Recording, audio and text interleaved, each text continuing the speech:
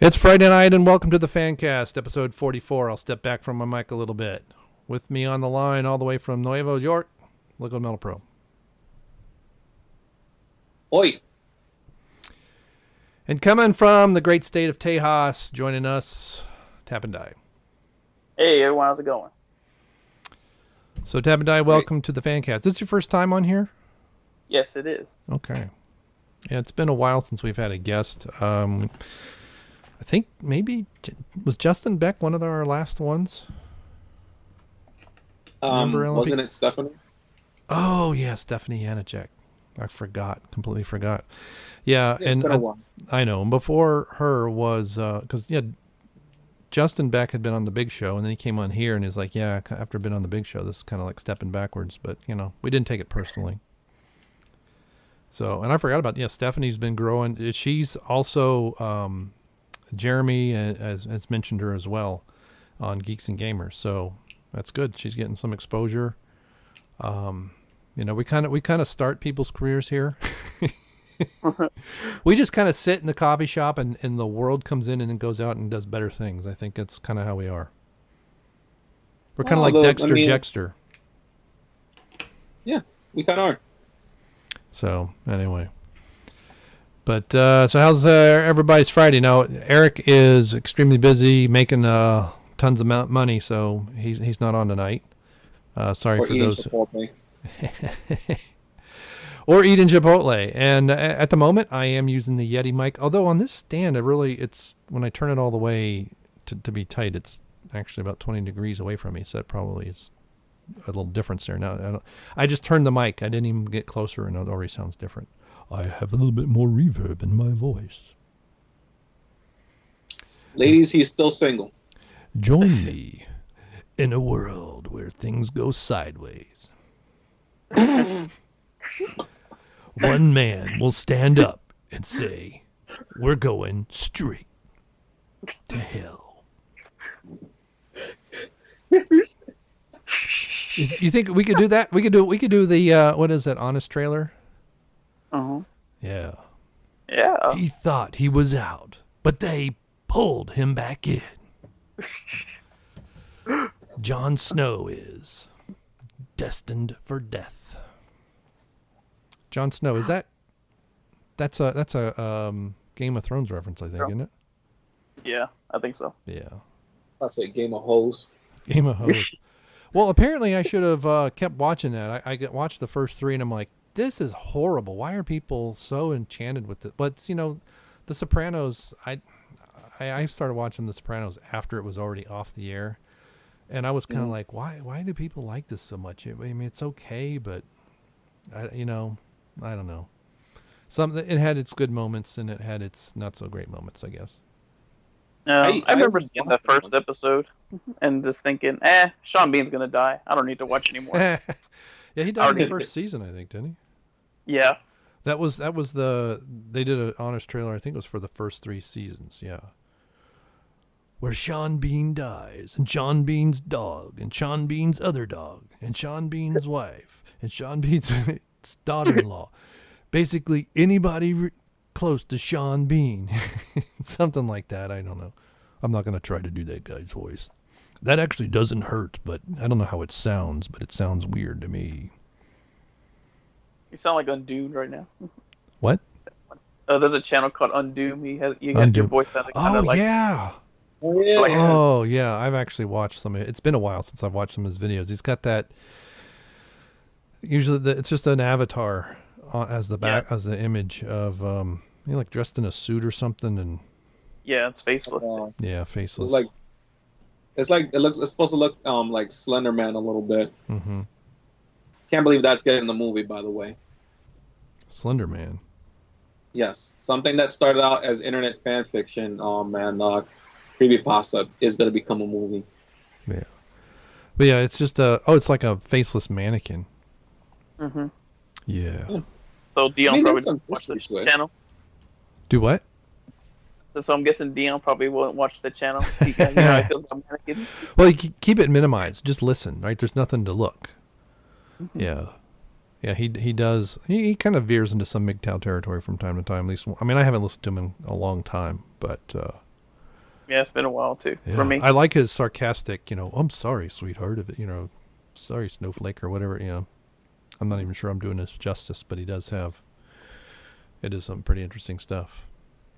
But one of the things that we've kind of talked in the side, in some of the chats amongst ourselves in the Fancast is a possible live stream feature with just basically me with some guests in a somewhat unmoderated tone.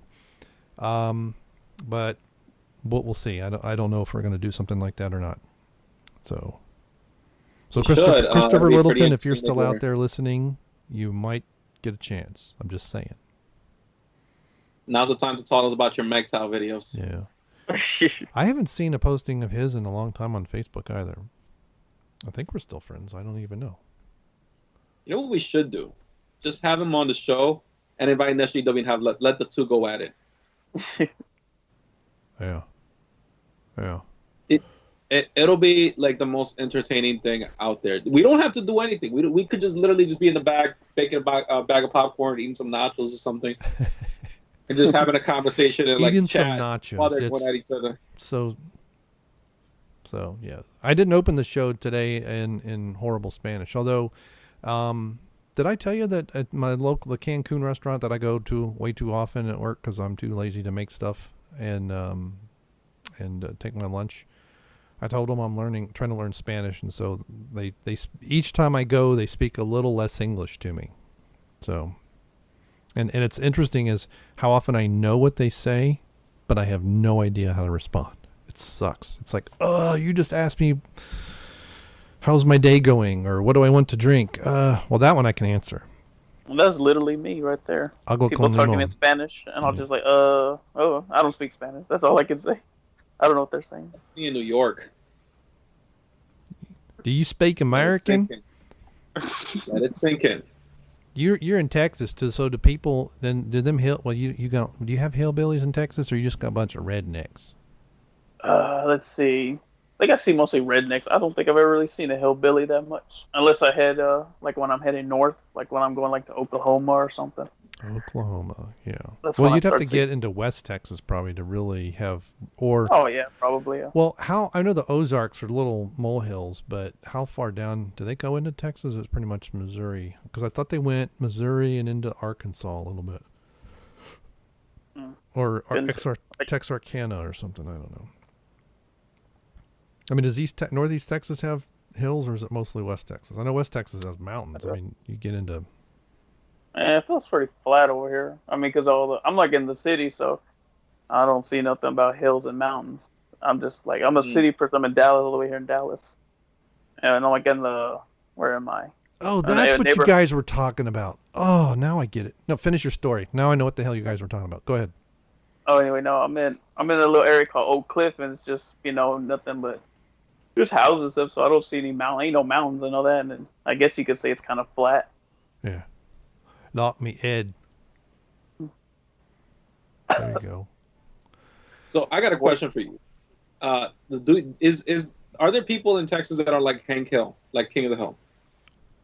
Not as much as I would like. Like, cause nothing but Hispanics over here in Oak Cliff. That boy. Damn it, man! My people ruin everything. Well, you want Hank Hill or do you want Boomhauer? I would like both, actually.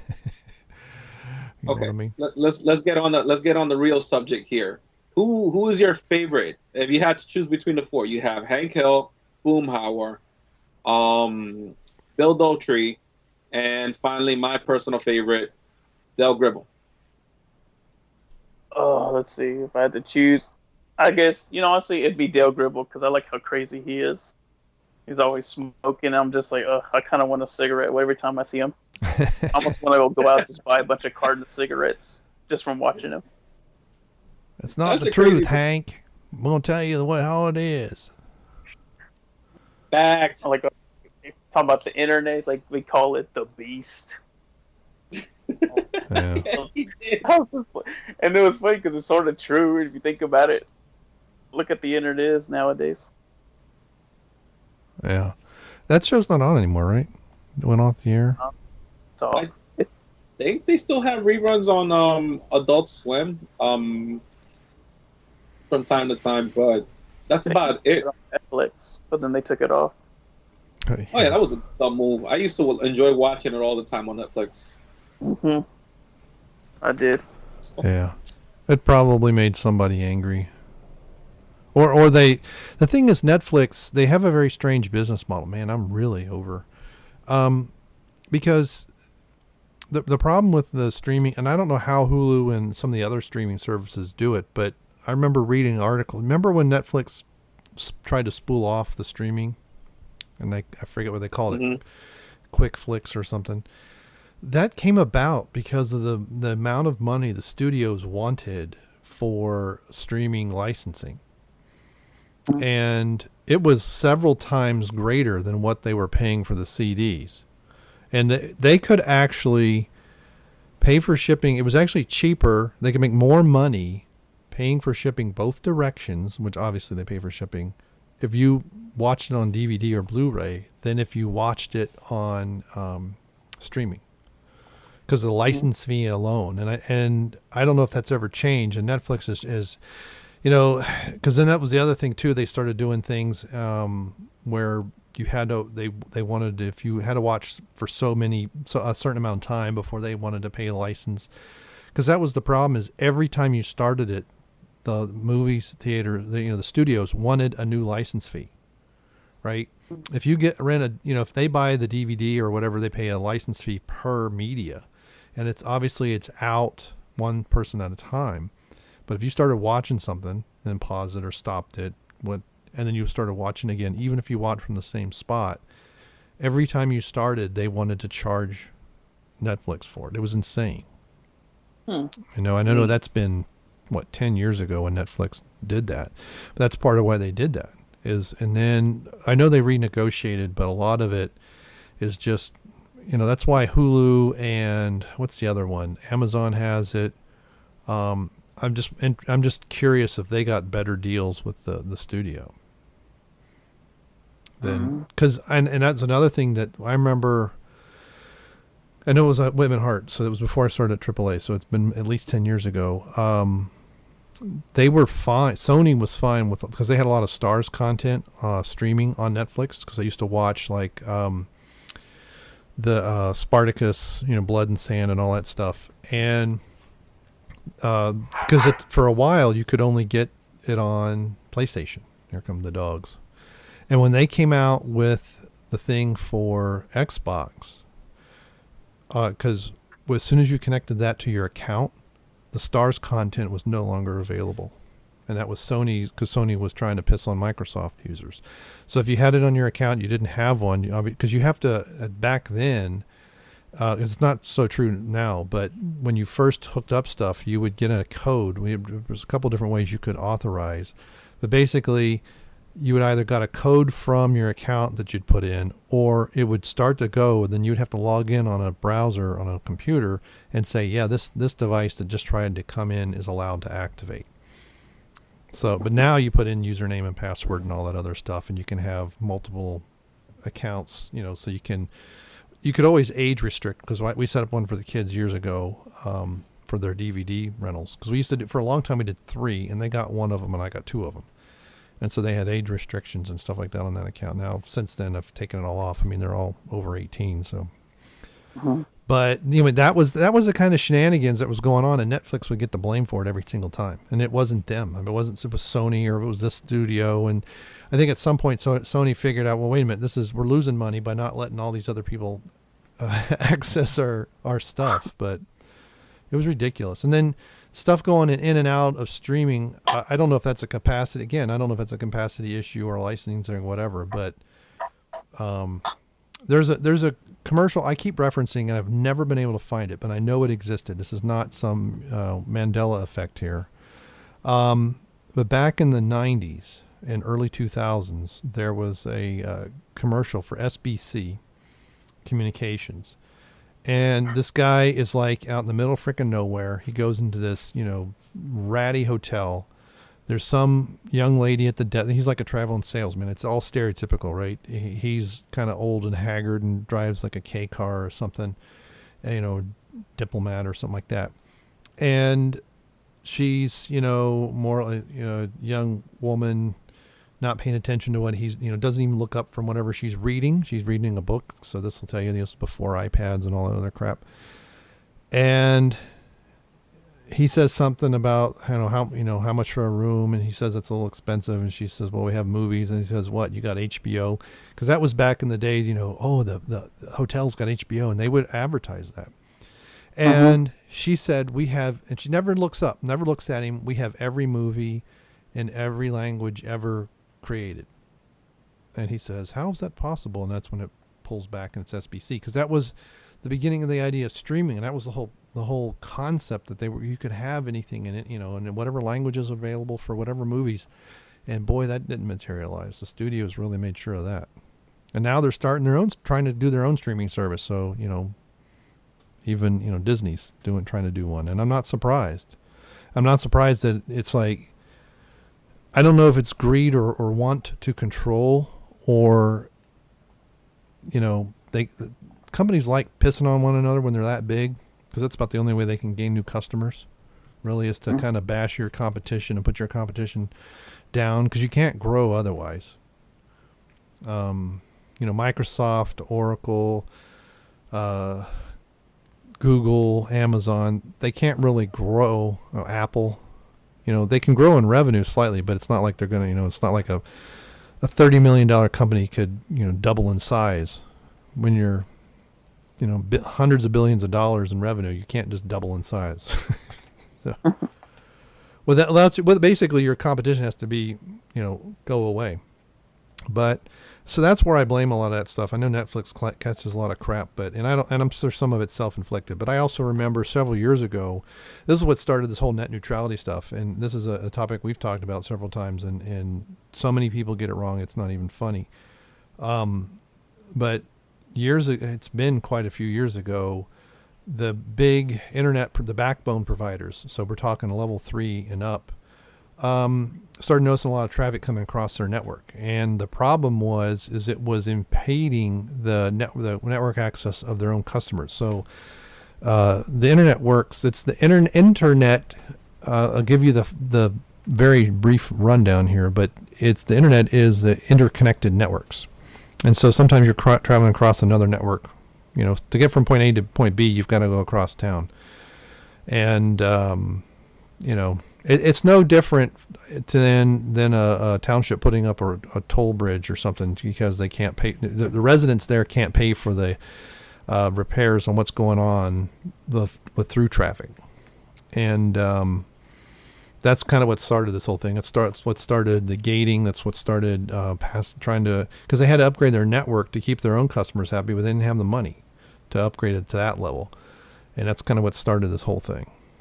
And so, networks are always, packets have always been routed differently, and there's different priorities. And the difference now is in my view, if the studios like Sony and Disney and Universal start their own streaming service and put everything behind a paywall, that's a different thing, but that has nothing to do with net neutrality.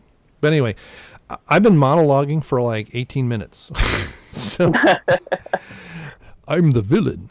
So what are you guys up to? What do you, I know we had several topics. I mean, the attack on Jeremy, did you guys hear about it, know about it, have any opinion on it?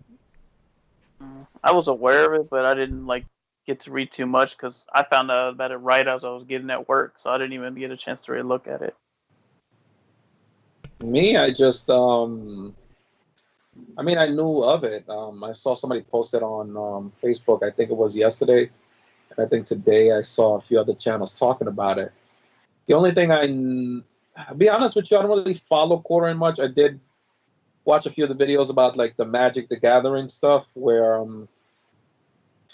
keeping on the discussion that seems to be very quote unquote relevant nowadays about judges who were pedos in their at their events, at their like actual competitions and stuff like that. And how he was talking about it, people were saying, no, that's not true. And I think eventually in the end, they even I think, I forgot, is it Wizards of the Coast, the people that do Magic the Gathering? I'm not sure who the publisher is.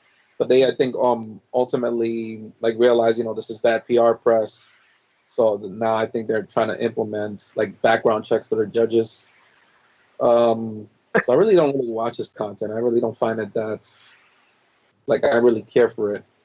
But all I remember was watching a video today. I think the channel was from like Weaponized Nerd Rage or something like that. I think the guy's name is, and he was talking about it and how basically I think what's coming out of hotel. I think he got attacked from behind, so it was like a surprise attack type of thing. Yeah, well, he was I watched the video. It was posted on Facebook. Yeah, and the guy he said the guy was I thought he said it was reaching across the table, and he went to extend his hand to say hello, and the guy started pounding on him on the back. So I don't really know how if he got turned around or what all went on. And one of the things, right? Well, one of the short snippets I saw was not long after it happened. He was outside the bar, and there was like it's one of these things where the bars can kind of go out into the sidewalk, and they kind of put the portable fence, which is only maybe 3 feet high, 3.5 feet high. Mm-hmm. Some areas it might be as high as 4 feet, but not very many. And so yeah, but he was describing it in his hotel room. He was saying it was like kind of from behind, so I wasn't sure what to make of all that. But either way, it's completely uncalled for, right? It's not like Jeremy was trying to steal his wallet or something and the guy was defending himself. Right. So well, the question I have is, did they ever explain, since you actually know a little bit more about it than we seem to know, did they ever explain what motivated this person to attack them? Like, what was the whole thing behind this? Like, what happened? Well, when and this guy on his I think it was either Twitter or Instagram, he did have a picture of himself wearing a punch a fascist or punch a Nazi t-shirt on, and apparently he had at the time of the attack he didn't, but he did have some kind of rainbow flag and had his partner with him. I don't know fully, but many of these things are happening because of media hype or other people saying things about them. Because quite often what happens is these people get their news from somewhere, usually a highly biased reporting, and so they get in their mind that this person's a terrible person. Fascist. I mean, the word fascist is thrown around a lot, and what's funny is that the people throwing it around are actually the real fascists. So you have people who have a different opinion, and they find it see it as it's hate speech, and they already see it as aggressiveness toward themselves personally. So they already believe they have been attacked. So to attack someone in public is just self-defense. I mean, this is where the mental illness really, really rears its ugly head. And it's not like, like it's different if people were if there was somebody on YouTube saying we need to, kill the gays or kill the, real hate speech, and I'm sure there are, and I'm sure you can find them, all 7 of them. But when you're just different of opinion and you have different ways of looking at stuff and you have different ideals of how to make things better, different ideas how to make things better, and that's all you're really concentrating on. The whole point of Martin Luther King was to get away from skin color, and so then you start judging people on their merits and their content of their character, and if they just happen to be black or green or purple and you're a different color, well, you can't say that. But that was the whole point. And it's like we swung the whole prejudicial stuff the other direction. And so these people are and I don't know if they're all SJW, but they're at least SJW influenced. Since they've already believed that they've been attacked, they see it as self-defense. And that's kind of what he was getting at, Jeremy and his thing in the hotel. Mm-hmm. So, well, yeah. I mean, it's one of those things that is just really shouldn't have even happened, but like you said, it's the way the mainstream media is portraying people like Trump supporters. Well, I wouldn't call them mainstream media. It's it's definitely leftist media. You know, whether it's Definitely. NBC, CBS, or Wall Street Journal, it's a highly biased reporting. I mean, it could just be other people on the internet that they're, you know, someone that they respect. I mean, what's the Young Turks? That's another one. You know, they're weaponizing opinions is what they're doing, and they bring forth these opinions. They report on these opinions that are different than theirs as some kind of attack on people. And you know, I mean, less said about the Young Jerks, the better, because you want to talk about the propaganda. Oh yeah, shit.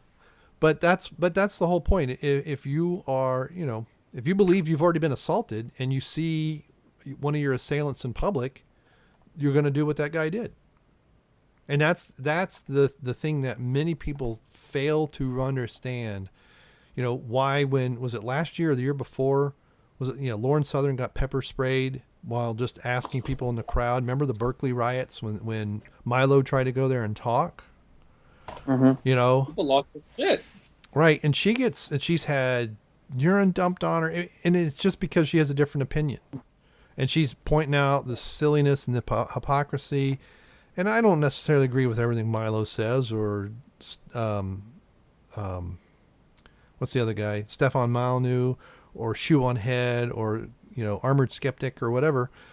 But and you know, Sargon of Akkad, he's a classic liberal, and you know, actually in some ways he's not really. He's got this combination between a modern day liberal and a classic liberal, but he's not insane, right? And that's, but he has been stepping up in the soil a little bit lately, so yeah, there's that. But that's where I think the more modern day socialistic. I think he agrees with the national health care and some other things. That's where, you know, I kind of part ways with him. But part of I wasn't talking about that, but yeah. Yeah. But part of it is having the conversation. And if someone is engaging in real hate speech or real stupidity, you don't want to bury that. You actually want it more out in the open so that people can see it for what it is. When you try to subvert it, then it's like, oh, what are they hiding? What's there that they don't want me to know? And that's when it becomes attractive. Well, let me give you the other. Let me give you a bit of an insight. Like for example, like what I got to deal with, since in New York Libby, it's very difficult to even have so much of any type of difference of opinion without some type of hostility. And it's being that we're practically the next thing to another version of Mexico or whatever Spanish countries out there that is invading the city the next week or the next 10 years. The main source for a lot of Spanish speakers here is news are either one of two channels, Telemundo or Univision. Now, Univision is already pretty scumbaggery in the sense that they've already bought out Gawker, so let that speak for itself. And Telemundo is, well, Telemundo.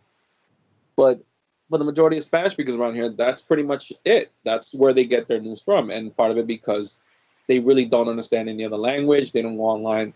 Many of them are older people. They don't go online for their news. You know, and that just comes kind of a little bit with the culture and the language barriers that most have. So the news there is pretty much very hard left, and it's very, very liberal. You can even see the levels of soy that are sometimes coming from some of the news anchors. I kid you not, there was one there that I think is on Univision. I saw him one day and I'm like, so whatever happened to the traditional, you know, like strong, assertive male or / female anchor? And all I see now is a really twig skinny type of guy with this pushover look on his face. I'm like, I would see him on the street. If he were to ask me to do the news, I would probably like shove him to the ground just because he has that face. He looks like the type of person you just want to push over, not even talk to. I'm like, oh, I'm sorry, I didn't mean to hurt you. It's just that you have that punch me in the face look. Again, not to be mean, but you look at this guy. Whereas you would see other reporters in the past. What's his name? We got a few. Jorge Ramos. You know, at least these look like guys that at least had some integrity before they became all propagandized as well.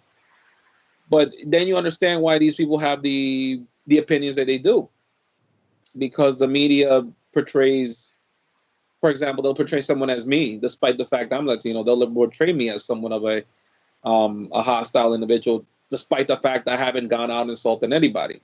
You'd be considered a rape traitor. Yeah, I would be considered that. Yeah. And how many times have I been actually had people question that? True story. When I was hanging out with my nephew one time, going to an event, and people were asking me about like what I voted. I honestly said I voted Trump. I have no reason not to give you not to say otherwise. You wanted my opinions, I'll give you my reasons, and tell me afterwards if you agree or disagree with me.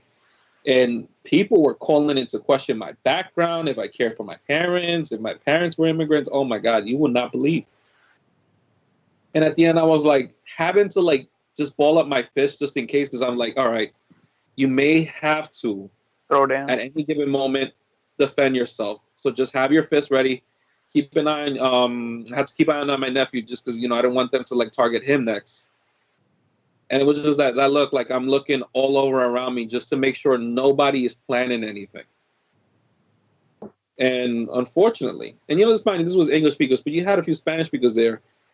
And it was this whole thing of, you see the culture, how it is nowadays. And then, for example, here in New York City, it's pretty bad. Like, you don't have a difference of opinion. If you do not support the women's cause or the gay cause or anything, people hate you. And yet, look in the train stations, especially in the subway stations, when they had the whole pussy hat gathering and everything. Look at some of the signs some of these women had. And it almost makes you think, what man in the world would want you if this is how you portray yourself in real life, like in public? I would never want to stick my dick in you ever. Not even if it's offered for free, not even if I was drunk. Because clearly there is something not right in your head. And in the off chance that we do reproduce, I do not want that offspring to have that level of crazy. I would hopefully want my offspring to be a little more sane than I am, at the very least. So I'm going to keep saying it, and I'm going to keep harping this point in. I personally like to say I blame the media. I really do. I really feel they are, and this is not just with politics, it's also with entertainment. They politicize everything. We saw this a lot during Gamergate. It didn't get the quote unquote mainstream coverage. The one time it did with the Colbert Report, Colbert showed us true colors. He was an instant cuck. He basically allowed Anita to control his show, whereas he would usually mock anyone that appeared on that show. Didn't matter what side of the political sphere they were, he used to mock them a lot. And, he turned on people. We saw his true colors, and we saw right then and there just basically how deep their rabbit hole went. Mm-hmm. Say something, Tab and Die. I was let going you to talk say, for a long time. Go ahead. Yeah, what I was going to say was, I remember you were talking about how they feel like they've already been assaulted and that they're like defending themselves, them attacking someone is them defending themselves. And I was going to say, because I was thinking about, remember, was it been a year ago when it was at VidCon and Sargon of Akkad was there at one of our Sarkeesian's panels, and he was just sitting there listening. He didn't say anything, he wasn't doing anything, he was just listening to her talk, and she goes out of her way to point out that he's there, call him a garbage human being and all that stuff. And it's just like, lady, he did nothing to you, he just sat there and listened to you, and you're over here attacking him. And it's like, we see your true colors, what kind of person you really are, but you're probably one of these chicks that go around saying, oh, I'm a strong, independent woman, but yet I have to feel the need to attack somebody who's doing nothing to me. Well, yeah, it goes back to his words already assaulted her. Now he is invading her space, because I think he even sat down front. And what I couldn't fully figure out is how much was he trolling and how much was he just trying to demonstrate how unhinged these people are. Because he didn't say anything. He just sat, but he sat where he knew she would see him. It's not like he sat in the back by himself. He sat down front, right in front of her. So I'm not going to excuse her behavior. I'm not blaming him. I'm just saying, I'm just kind of making an observation and question here. Because it's like, but that's the problem. If people, they're already in a space where they believe they are in self-defense mode, then they're going to behave exactly as we see. I mean, that's kind of the whole point. They behave this way because of what they perceive and believe about what's happened to them. Even though it, for the most part, unless someone's calling out my followers, make sure you throw eggs at Anita Sarkeesian or do this or do that. That's different. But when it's just you're pointing out what you believe is stupidity, and you're pointing, and even just some of the things that she does, and she's gathered all kinds of money for different things and delivered on none of them. I mean, one thing that she is brilliant at getting money out of people. I mean, she's a great con artist in that way. She may fully believe everything she says, but her ability to get people to send her money for doing nothing and producing nothing is astounding. But again, it's for the world's greatest puppet. Yeah, I don't know if she's a puppet or the puppet master. Yeah, I really don't. Or an in between. Like a go between. And I don't think she's funded by Soros, directly or indirectly. Well, not necessarily Soros, but her quote unquote boyfriend, John McIntosh. Oh, okay. Yeah. He seems to be. I mean, he basically is the one that writes all her stuff, from what I understand. And he's another cuck of the umpteenth degree. Now, he might be the one that actually believes his bullshit, and might be the reason that she has a lot of the talking points she has. But it's kind of at this point been a running joke that he has his hands so far up her ass. He's basically doing she's just doing the talking. It's just her voice, but he's doing the talking. Uh-huh. Yeah, I can see that. I hit the mute button twice. I had to hit it twice because it wouldn't go back off. But it is, and that's that. And then Jeremy of Geeks and Gamers, not to get confused with all the Jeremys here, because when I first saw it, what's the guy that I thought he's in Florida, who never shows his face? He's like the former Marine. Oh, Diversity Comic. Diversity Comic. Isn't his name Jeremy as well? No, his name's Zach. Zach, that's no. right. His name is Richard, but they call him Zach. Okay. Okay. Because at first I thought it was him, because the voice kind of sounded like, man, this is not him. And and that guy's even said, because he's like, he was in the Army or something, and he basically said, or Marines or something. It's like, yeah, you come at me, you're going to regret it. It's like. But then Jeremy on Geeks and Gamers, I watched part of his video. I don't know if I listened to the whole thing. I mean, I was fairly busy at work, but I even put on a comment that basically said, because I know Ethan has got a GoFundMe for him for Indiegogo or something for Jeremy, what's his nuts, Hambly, for legal fees and stuff like that. And I even made the comment, it's like, as much as this may bother you, basically is what I was saying is you can't strike back at this guy. They now know, apparently I don't know if he's been arrested or whatever, but they know who he is. They know where he lives. But it's like, don't troll him.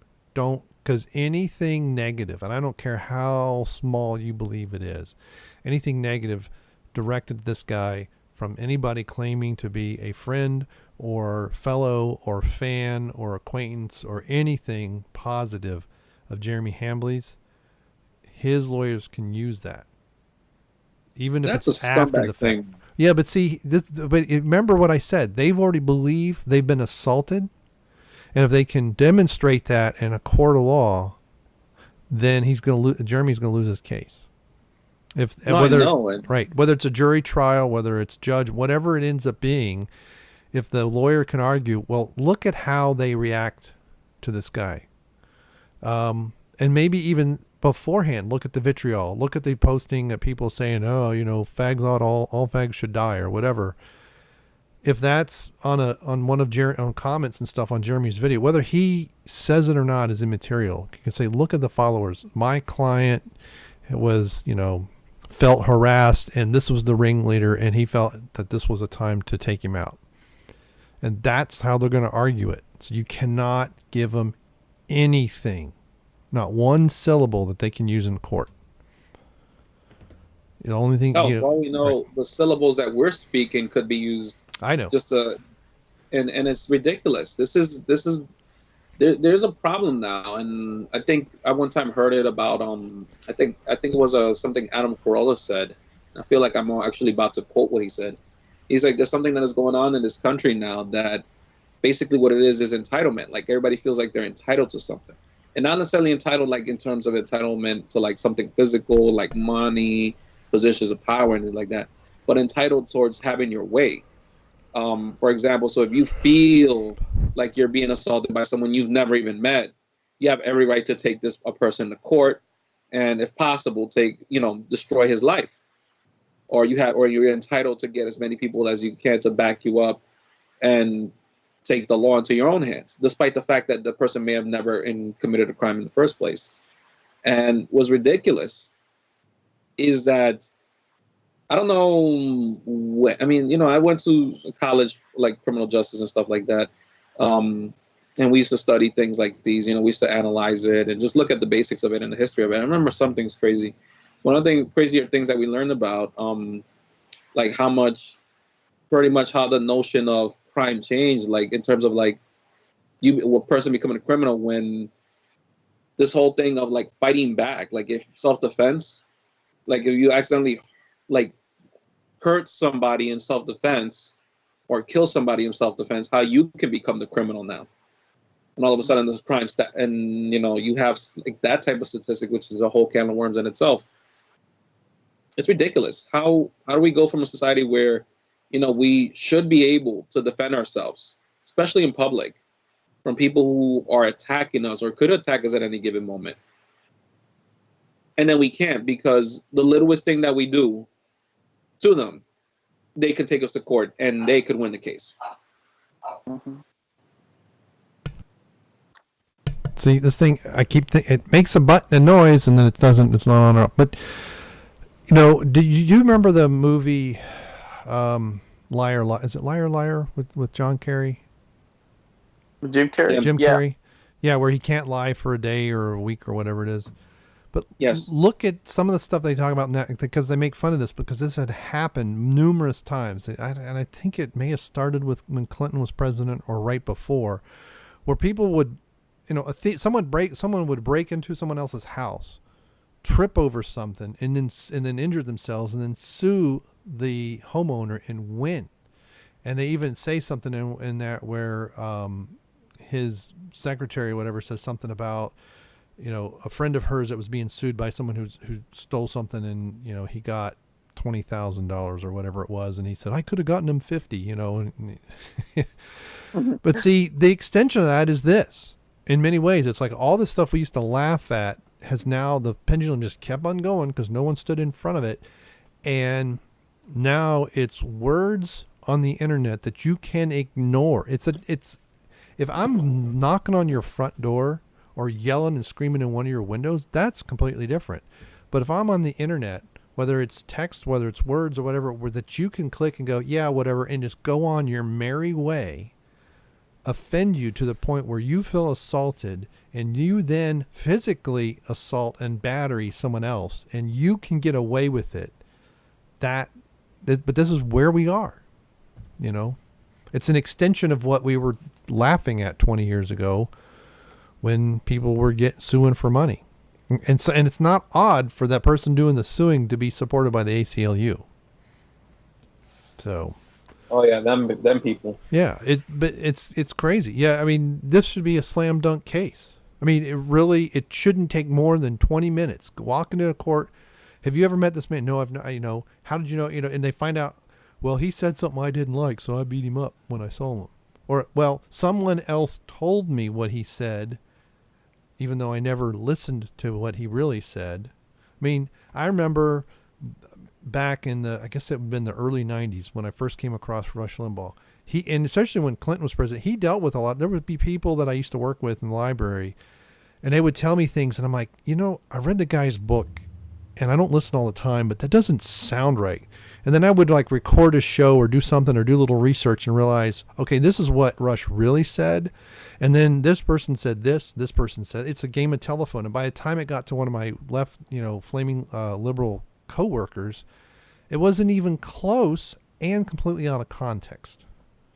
And so, and now it's just even worse. It's just echo chamber, echo chamber, echo chamber. And then eventually someone gets something that, oh, that guy wants, and it's so seditious. I have to believe it's on purpose to get things like what we had with the Berkeley riots, with Milo, with the punch a Nazi nonsense, the things that we saw with, last summer, people doing stuff and riots, well, or even in the fall. And was it San Francisco? There's a couple other places where these Antifa, the rise of Antifa, and they're the actual fascists. And now we have a personal assault case.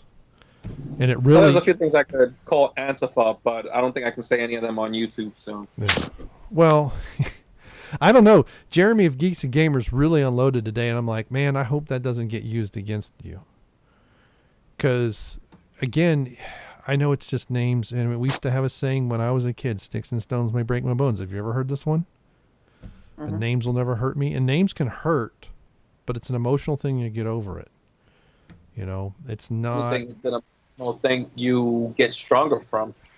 Well, and look, if someone is verbally abusing you, and they won't stop, and they're being a bully, personally, not you heard it through somebody or somebody, but it's a personal thing. I mean, I don't really have a problem with just going slugging them in the mouth, but not when it's this hearsay and all this other nonsense that's going around. So anyway, go ahead and you guys close out this topic and let's go on to something else. Let's see. Don't hit people. Yeah. Don't go around just hitting people. Because you never know. You run into the wrong person, and it's like Brian. You mess with Brian, he'd probably be dead. Yeah, I did say that off air. Yeah, it's I basically have two modes, whether it's a physical thing or an emotional thing, where I am a very slow burn. Okay, but once I hit burn, it's all out. And especially something like what happened with Jeremy, where it's an emotional and adrenaline thing. Yeah, this guy would have been, unless he weighed a lot, I would have, part of when he describes him, I think I could have lifted the guy over the barricade. So, I mean, I know people watch my videos and think I look skinny, but I'm not as thin as you think I am. Let's put it that way. I'm 212. No, Latham was the guy that used to fight Samson on a regular basis back in biblical.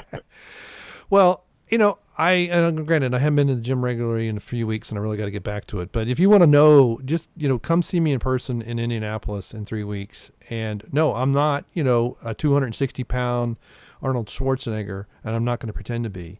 But being 6'4" or 6'5", somewhere in that category, and 215. And only, I think I was, recently I was down to below 17. I think I may have ballooned back up. But my body fat percentage, is pretty low too. So there's more there than meets the eye. And, I know what, of course, inside I'm still that skinny 170-pound kid from 30 years ago now. That's when I started lifting weights, I guess, maybe. It would have been 1990, 89, somewhere in there. What is that, 28 years ago? And, I'm not quite that. I'm not my cousin either. I have a cousin who's my height and probably 320. Now, he deadlifts like 500, still. I mean, he's a few years younger than I am. He played football in high school, he did shot put and discus in college at Miami, Ohio, Oxford. But he still deadlifts like 500 something pounds, still benches over 300. This guy would have, he would have, if this happened to my cousin, this guy, we wouldn't be having a discussion. This guy would have been dead. Cause he probably could have picked him up by the neck and brought him to his eye level. And, as in one hand, on the neck, and basically asked, how hard do you want me to squeeze? Yeah. And then his brother's 6'8", and he's like 270. He's a cop in Kentucky. And when he pulls drunks over and stuff, they just surrender. They don't even want to deal with him. He can just pick these people up and put them in his back pocket. So, and I've heard stories from other people, especially some coworkers of mine when I worked at Whitman Hart, who saw him and knew him. These two guys were in a bar, and there was a bar fight started to break out. And my cousin came in, and this guy there's two guys I used to work with that were there, and one of them actually went to school of cousins of my cousin. So cousins on my cousins. So it's my mom's sister's, their mother, but their dad's side of the family. And so he knew him, and he's like, "Oh, that's Brian's cousin." And he basically, there were two guys fighting. He grabbed both of them and dragged both of them out by himself. So, yeah, if you ever encounter Officer Berwanger in northern Kentucky, say howdy and be respectful. So anyway, that's enough of that. Let's go on to something more cheerful. But basically, when I'm going to I asked you guys to close it, but I'm really going to close it. I really want to reiterate, do not give this guy anything. Just give your support to Jeremy, whether it's emotional, whether it's, thoughts, whether it's you can spare $10 for his, attorney's fees and all that other stuff. Because really, he has to have the wherewithal to be able to sue this guy, even if it's just punitive and the guy doesn't see any jail time, but the message has to be sent. It's like, you can have your difference of opinion, but you can't assault people over it. So, something slightly more cheerful, but not as fun. Episode 9. Let's go on to episode 9. It has been the nothing wrong.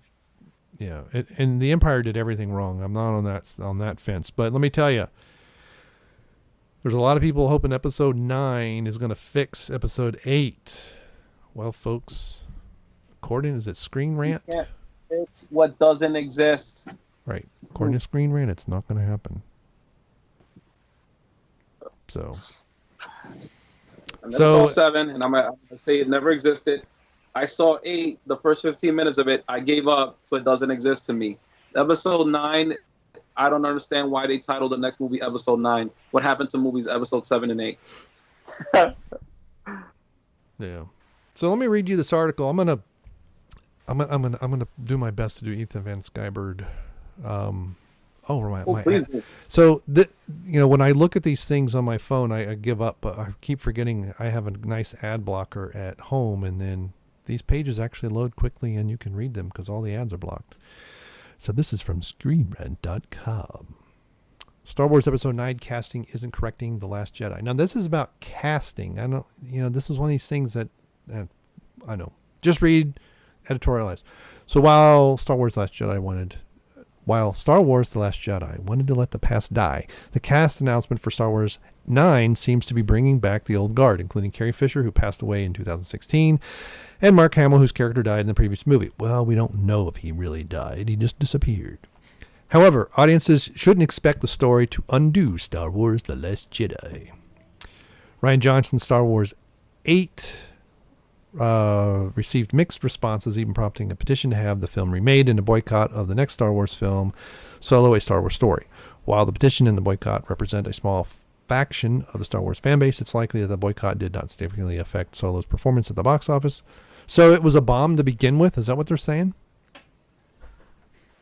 I mean, Solo's performance at the box office was horrific. It was the first Star Wars movie to lose money. Good. But what? Playing good. Yeah. Well, let me put it this way. Jumanji came out a week after The Last Jedi, and within its third week, it was in the #1 spot, beating the living crap out of The Last Jedi. So The Last Jedi got a lot of money from overseas, and it really kind of irritated me Jumanji did not get over $1 billion. Which I saw that not too long ago, and it was pretty good. I never saw the original because it didn't really appeal to me, but I finally broke down and watched Jumanji.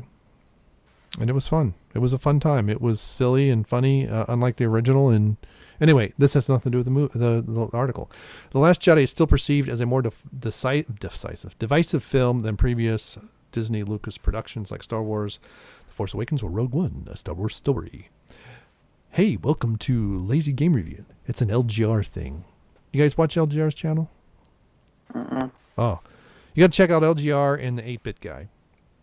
8-Bit Guy. Right. He lives in Texas somewhere. He's a bit of a nerd. I'm older than both of them, but they look older than I do. Will Star Wars 9, I have more hair than both of them, especially the 8-bit guy. Will Star Wars 9 turn opinion around? Not mine. Either way, the story is set to tell its case of aggressive. Wait a minute. Either way, the story it's set to tell isn't a case of aggressive course correction or bowing to fan demands. Well, that would be a change right there. They haven't bowed to fan demands at all. Well, other than the first one, which was fan service to get people. I don't know. There was a perceived. I've even had people tell me they need to re-energize the franchise. That's why they had to do it. I'm like, no, they didn't. All they had to come out with was a Star Wars movie to re-energize the franchise. It seems that the final chapter of the sequel trilogy also planned to include these original characters with no collapse in the discourse changing J.J. Abrams' plan. That is bullcrap, because we know from other reports that Rian Johnson threw out everything J.J. gave him as an outline for 8, but they let him do it anyway. This is why I don't think it is quite possible that he'll say that Luke did not die, but he teleported somewhere. Naked, apparently. But that's fine. Anyways, I don't want to read this whole thing, but 3 major characters from the original trilogy will return: Leia Organa, Luke Skywalker, and Lando Calrissian, because this is bowing to fan service, because they know if they don't, they're not going to sell. Fans have waited for Billy D. Williams, who played Lando Calrissian. Yeah, we know he did. I wanted to see him in the 90s in a 789. Peter Cushing and Carrie Fisher's 1997 likenesses were recreated using CGI and looked horrible. Didn't look anything like Carrie Fisher. It looked really, really creepy. So they're gonna use old footage, which we know somehow. It'd be interesting to see where that footage is. It'd be funny if it has Han Solo in it and they have to CGI him out and have her talking to somebody else. Wouldn't that be hilarious? Mm-hmm. Let's have what's it called? Han Solo is a Force ghost. Comes to Rey. Yeah.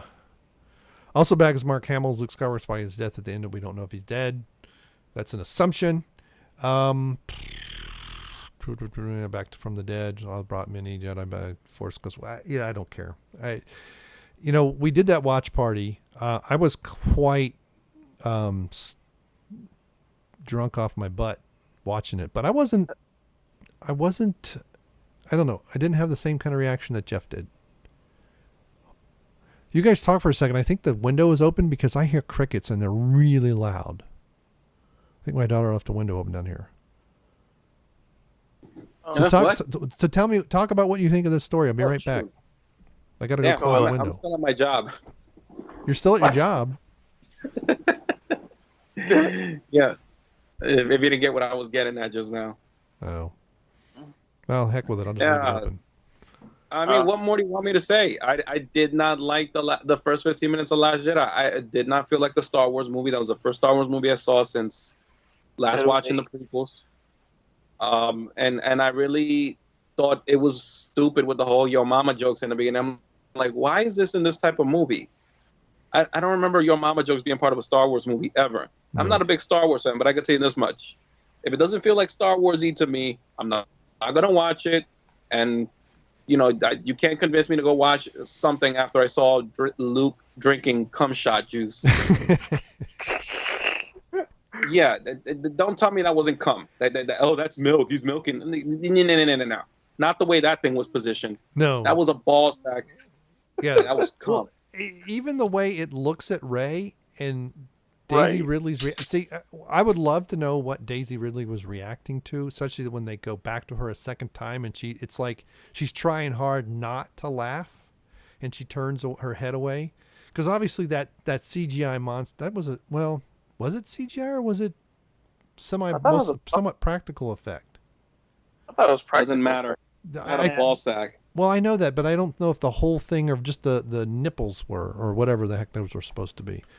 But I just even her reaction, and I saw that in some of the videos that broke down the movie long before I saw the movie, and it's like, did they tell her? Did they tell her? It's kind of like is this like Empire Strikes Back, where they tell Mark what he's going to, what the actual line is going to be when Vader's speaking to him, and they have David Prowse say, "No, Obi-Wan, kill your father," I thought is what the line is, but he reacts to, "No, I am your father," and Prowse doesn't know that, and I'm wondering if they did the exact opposite of, react as if it's cum juice or something, as opposed to just milk. I mean, you didn't see it, but you could see it. Go find some videos that broke it down. I don't know if it was, I think Mahler may have covered it in one of his videos. I mean, did you see the movie Tap and Die? Yeah, actually, I finally saw it when they put it on Netflix, because I was not going to give them any money. But what kind of got me was I'm watching it, and at the beginning battle, the only person that actually looked like they had some common sense was that commander of that dreadnought Star Destroyer. Like, right. when they're talking about, oh, we got to scramble fighters, they say, well, you should have did it 5 minutes ago, and I'm like, duh. And like, I'm just like, this guy's just shooting up the guns, but there's no fighters, and I'm actually like interested in this guy almost. But then finally, then I'm thinking, oh wait, they talked about enough. This thing's gonna get destroyed. This guy's gonna die. This is the only competent, because there's somebody who they posted it on the Facebook page, the fan page. I think it was, the channel's called T. Allen. He was pointing it out about how how it was, and he was comparing the movie to an episode of Battlestar Galactica. Technically like the first episode, because the first ones were like a mini series, then they actually made the show.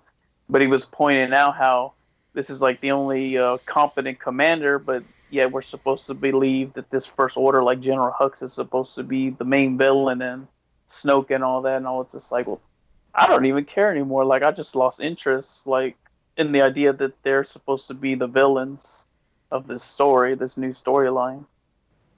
And then what two was I had wanted to talk about, since we were going to talk Star Wars, the bomber thing, is because I do like history, World War II, all that stuff.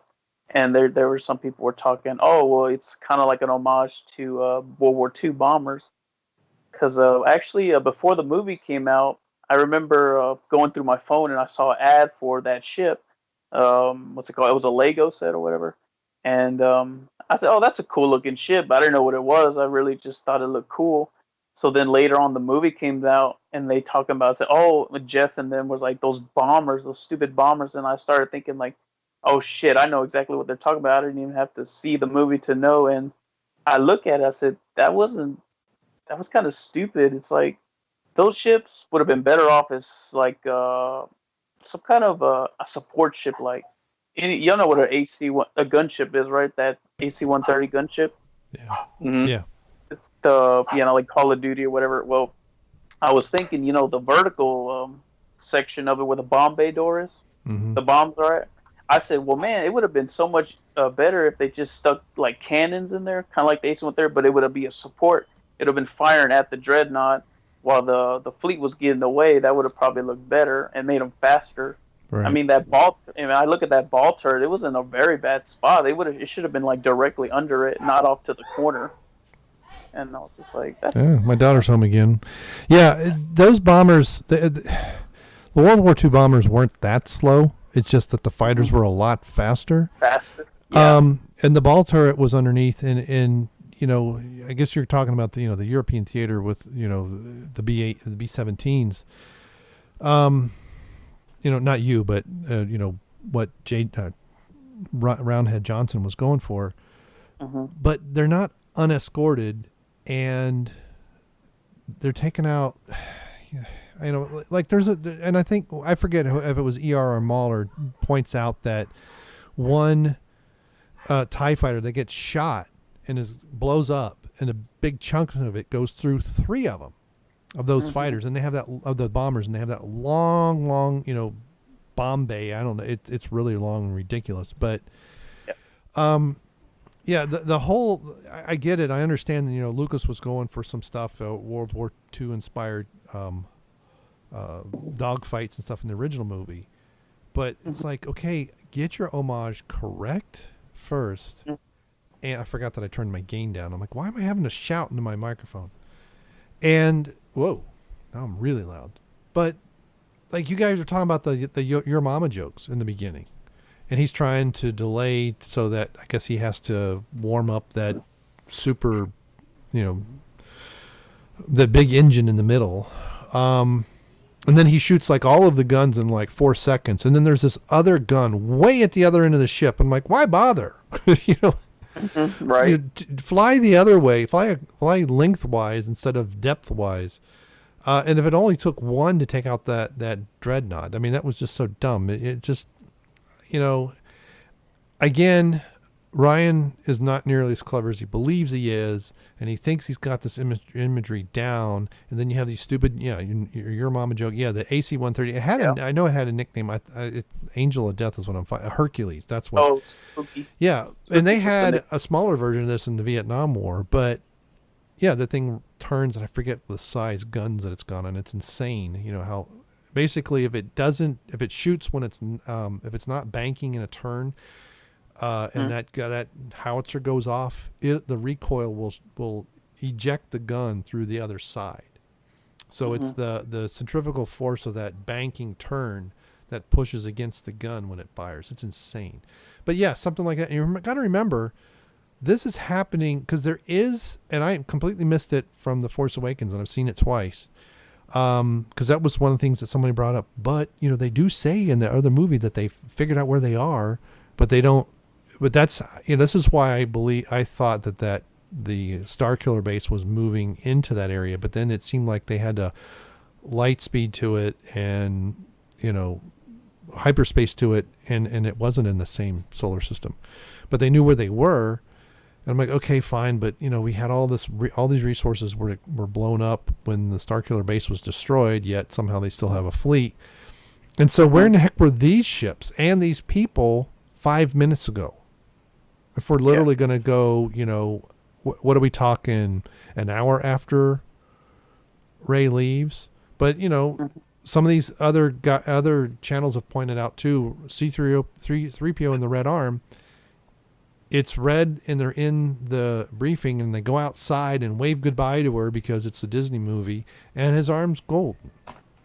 So the continuity is just whatever you want to make of it, really. And the imagery's wrong, and it's almost like these were World War I bombers. Those were really right. Yeah, I was going to say that. Or airships or something. Something really slow. Yeah, like if he's going for this World War II, I mean, even like a B-17, I mean, they could take a pounding. Like there's that. I forgot what it's called, but there was an incident where there was a B-17 that got shot up pretty bad. Like really bad, like everything was torn up, like pieces of it were coming off the rudders, and the engine was all like 40% power, and the thing was still going. It's something where like a German fighter pilot, he took off in the air to confront it, but when he saw it was so wounded, he let it go. He sort of escorted out. But the point is that those B-17s could take a beating. Why couldn't these things, take some hits or at least have a stronger shield so they wouldn't be just shot out of the sky like like flies? I mean, it was just stupid because when I finally saw the scene, I'm just like, oh my God, I can't believe this. This is because I keep hearing about it, and then when I finally see it, I'm just like, this is what this is what people have been talking about, and I just couldn't stop. Was it just rubbing my forehead? Like I cannot believe it. It's one thing to hear about it, but then you actually see it. Oh, then I did want to say too is how he was talking about the Yo Mama jokes and all that. I saw that deleted scene. I think it was where Tom Hardy is that stormtrooper, and I looked at it, and like I said, I still hadn't seen the movie yet, but I looked at it, and I actually thought it was funny, but at the same time, like, no, it's funny, but it doesn't belong in Star Wars. This should not have been in a Star Wars. This should have been like in another movie. It didn't belong there. That whole scene. I mean, yeah, it's a deleted scene, but it's still. Even if they put it in, it wouldn't have belonged there. It would have still threw you out of the moment. That's what I think. Yeah, I'd say most of the movie doesn't belong in it. Yeah. Yeah, I mean, most of the movie doesn't feel like a Star Wars movie. Mm-hmm. It doesn't even feel like a Star Wars fan movie. I mean, I've seen some fan movies and fighting where there's one where these guys doing Jedi stuff and they're like in a there's like 3 or 4 of them, and they're in now these guys, this was like after the Phantom Menace or something, and you know, these guys actually know martial arts and have acrobatic skills and stuff, and and they're in a grocery store running around and doing stuff, and then in the woods and everything. It's like that felt more like Star Wars than either I've 7 seen or that 8. one. Yeah. I have seen that one, and I really thought that was cool. Again, I'll say this much. Maybe I haven't been the biggest fan of the movies, not because I hate them or anything, just never felt the same connection you guys have. But the fan movies, when they were good, they were good. I know they was doing a live. I don't know. Did you guys catch when they were doing the live stream? And they started talking about the fan films. The fan and all this. I did not get a chance to listen to that. Man. I finally saw the fan video for Troop. I think it was Troops, which was basically the Stormtroopers parody of Cops. Yeah. Oh yeah, that yeah. was- Yeah, I saw that And one they years explained- ago. What happened to Luke's? Explain what happened to Luke's on an uncle at the end. Yeah. Where it was Man, I always she's liked carrying the, a thermal detonator and she sends it. You know, they explode themselves. They weren't shot by the And I was like, oh, that poor kid and everything. It's like, man, we should go look for him. But I did like the fan film. Was it called Imps? That's what they called it. I don't remember the whole thing, but it was pretty cool. You basically follow what's it called, like stormtroopers around, seeing their sort of day-to-day work, everything they do. Like you see one, they do a training mission on a frozen planet. The other one, they're patrolling Coruscant, stuff like that. That actually looked way better than these new Star Wars films. yeah. They do. There was one that they were showing. I think it was Darth Maul Apprentice. Now that was really cool. Yeah. Yeah, they had that one guy that looked like Sub-Zero minus the freezing power. That's all I knew. You look like Sub-Zero minus the freezing power, but you went out like at least you went down fighting, sir. And for that, I would definitely say one of the better movies I saw that somebody made. Yeah. Well, I saw one. It was the CGI was okay, but it was a bunch of guys that had the uniforms. They were doing stuff in they were being sent on some planet basically. This guy was like his first few days in the Imperial Army or whatever.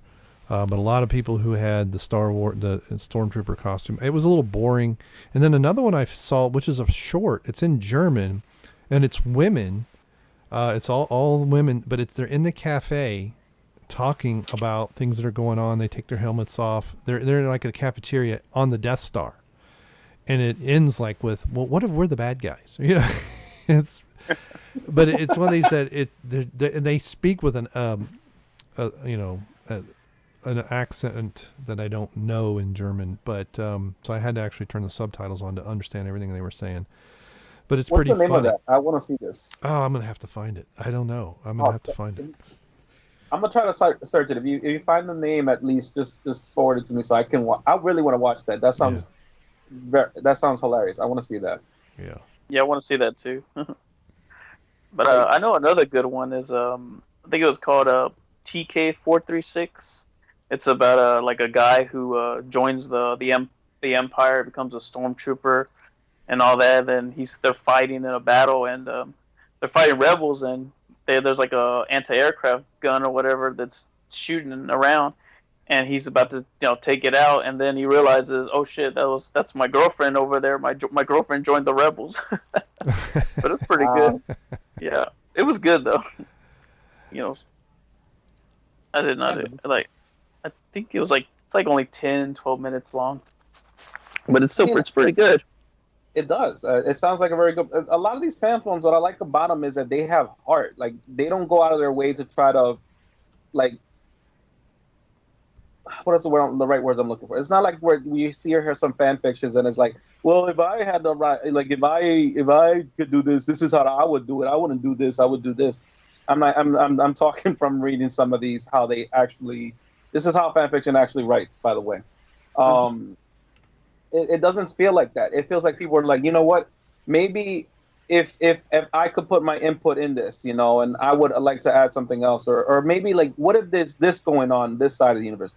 It's like these people have something that the modern movie didn't have, especially when I watched the first 15 minutes. They had charm, they had heart in it.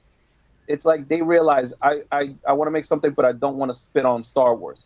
Whereas this is like, all right, well, it has a Star Wars brand. Yeah, people will just watch it anyways. Just put anything on screen.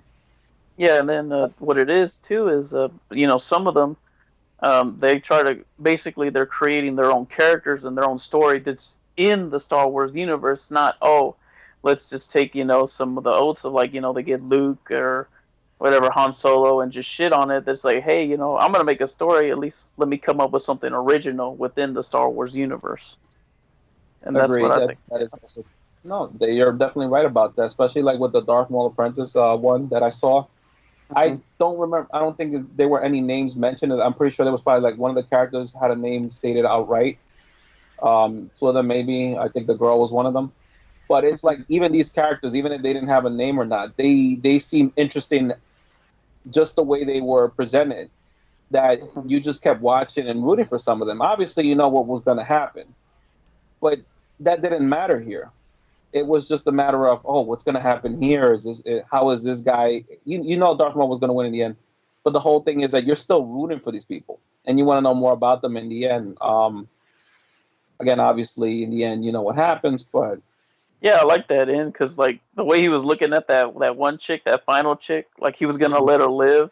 Maybe he becomes his apprentice or something like that. But then he ends up killing her. That's what I was thinking. But it was man, it was pretty cool. Like that chick was better than Rey, like 1,000 times better. And she didn't even last. She was only in a 17-minute video. Yeah, and there was that whole thing behind that, the whole underdog, the rookie thing, where she's just basically a new trainee and everything, and at the end she's the last one standing of her group. She has no choice but to fight on her own now, and you just rally for her because she goes from being very unsure of herself, very afraid, to the point that's you know what, I have no choice but to stand up for myself, and goes down fighting. And I think that's what people want to see in these movies. They want to see somebody who looks like they've been put in that position, because that's all of us basically. That's all of us. We've all been put in a situation where it's all right, damn it, now I got to defend for myself. What do I do here? So that's the person you want to cheer on, not the person who. Oh God, I just can't keep saying any more about Last Jedi, because just the first 15 minutes were enough for me to say, you know what, turn this shit off. I'm not even going to give this the time of day. If anybody tells me to continue watching this, I am not going to watch it. Don't even come at that. Well, you can't judge it if you haven't seen. Continue. You will continue. No, I won't. You will continue. Make me. You will be. Well, I'd found another German fanfic, but not the one I'm looking for. Wait, German what? That's not German Scheiße video. Fanfiction. Die letzte Prüfung. Are they with hot German women getting it on with each other or something? No. We probably don't see that nowadays. Instead, what we get is hot German women and some other type of action. Usually non-consensual. God, I know I must be pissing off some people somewhere. If they're listening. All 9 of our listeners. Yeah, this is not what I'm looking for either. And it's not in German, although it says German. It says Übermensch, unofficial Star Wars fan film. I guess the title's in German. Yeah. I don't remember where I saw that. And unfortunately, it's been years. And both Bing and Google are failing me miserably. I'm going to look for it because this sounds interesting. This video you're telling me about. And just that little punchline at the end just kind of sweetens the deal. I normally am not a big fan of these chick talk type of movies where all they're doing is just a bunch of girls talking to one another. But that sounds pretty good. Yeah. Yeah, there's a bunch of fan films that they're short. They're just 10, 15 minutes. One of the ones that they did on that live stream was they did Troops. And they did, what was the other one that they did? And I actually watched part of it. There was Darth Maul Apprentice, yeah, that was a good one. So, but what I couldn't figure out was when that was supposed to happen. Was that Darth Maul's apprentice who happened to be the same, or was it earlier on, and then because he killed all the Jedi, they didn't know he was around or something. So that's a good question. They just kind of left it very ambiguous. I mean, and my memory just could be fuzzy, and because again, I've only seen the prequels once, so yeah. And after they, I tried watching them again, I just couldn't do it. It's horrible. The prequels was an okay idea with horrible execution, and Ewan McGregor, he rose above the level of the script and improved. His performance was not because of George; it was because of his skill. So, but anyway. That's it, Anakin. I have the high ground. All right, let's move along because we've been at this almost an hour and a half, and we got to get moving. So, the other thing you guys wanted to talk about, and I looked it up, and now I know what the heck you're talking about, and that's the mayor. I forgot about Knoxville. I thought you were talking about mayor of wrestling, but the mayor of Knoxville. I thought it was Knox County. Oh, that's right. They consolidated. It is mayor of Knox County. Yeah, that's so. I'm shaking my head, but you can't see it on screen. Well, hey, look. If Trump can be elected president, they can have an ex-wrestler as their mayor. Right. You're kind of late on that. Kind of late on what? I just found out today when you guys were talking about it. So what's this guy's name? No. Are you talking about having a wrestler as a mayor or as a politician? Yeah, you're kind of late on that. No. Jesse Ventura? Oh, yeah. He wasn't a wrestler. He was a wrestler? Oh, God, that was a terrible. Yes, he was Jesse the Body Ventura. Yes. Oh. I just only remember him from Predator. I don't know. I was the governor of Minnesota. Yeah. WWE wrestler Kane wins bid for Knox County mayor. That's just weird. But hey, that's right. Reagan is a former actor. Although, what's interesting with him is very early he got on into the leadership role. I mean, he was elected president of the Screen Actors Guild and other things, and he was governor and so forth. See, but in many ways, these types of elections tell me we don't really need a government. We have lawyers who don't know the law get elected. We have, and teach, and then others. It's like, do we really? If we can elect just anybody, do we actually really need it? Can we just self-organize for the most part? No, you raise a valid point. The thing with Kane has actually been very political for a very long time. Obviously not Kane wrestler necessarily, but Kane, the guy who plays him, Glenn Jacobs, he's been very political for years. And he always said that he expressed some interest in one day running in politics. So this is actually, I believe, basically something that he wanted to do once wrestling was over. And, Jesse the Body Ventura being one of the, I think he is I don't know if he would be the first, but I do know he's one of the more famous ones, famous examples. And I know there have been other wrestlers. I think there was one in Mexico. Now I don't remember the details too well. Which mass wrestler it was, I think also became a mayor as well. Very beloved individual. So, and he wasn't the only one. There was actually a few other wrestlers that were running for political office as well. Another one was Rhino, who's also a wrestler in WWE right now, and Booker T. I don't know how their campaigns went. I don't think they actually won. But I do know with Kane that this has been a very ongoing thing. And from what I remember, what's even more interesting is that he runs on the conservative platform or libertarian, depending on what year we're talking about. So he's been there. It's not like this is something that just was a spur out of the moment thing. It's just that I think he was just waiting for the opportunity, waiting for the right time, and the right platform and everything, gathering his bearings together. And also he wanted to just make sure he was officially done with wrestling before he did that sort of thing. Or maybe not say officially done, but just, at least semi-retired, or at least we can, because, being mayor means that he's going to have to be on call in Knoxville. I'm saying Knoxville, Knox County more often. So. Yeah. Well, I'm thinking of apparently you might something as well say Knoxville. I mean, Yeah, I know. I think this is like the second time we've said it. yeah. Well, and that's why I remember when this first came up, after I looked up, like, oh yeah, we talked about this. I was like, because the first time I heard it, it's like, wait a minute, it's not Knoxville, it's Knox County, it's Knoxville, it's mayor of Knoxville. And then I realized, because they were working on consolidating when I was there, but it sounds like they kind of went this silly way of consolidation. But yeah, maybe I'm glad I'm not there anymore. I don't know. But anyway, yeah, I thought it's kind of goofy. So anyway, it is what it is. I'm glad I'm not there anymore. So Hey, let's be happy.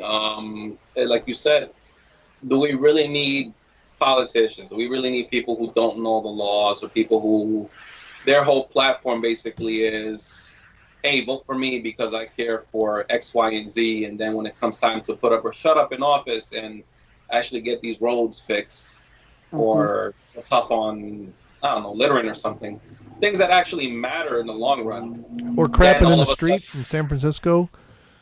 Oh, yes. Did you see the Paul Joseph Watson video on that? I may have. I don't know. I haven't seen any videos recently. Was it recent or was it a while ago? Try the last 2 weeks. I think he's I forgot what it's called.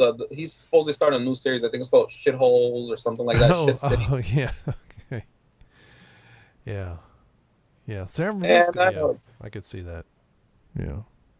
And it's basically, I mean, there was somebody in the comment section of the video was like, oh yeah, well, this goes back to the Reagan eras when he shut down like the mental institutions. I'm like, yeah, okay, fine, that makes sense.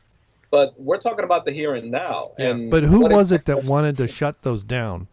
Okay, this is the thing that irritates the living crap out of me.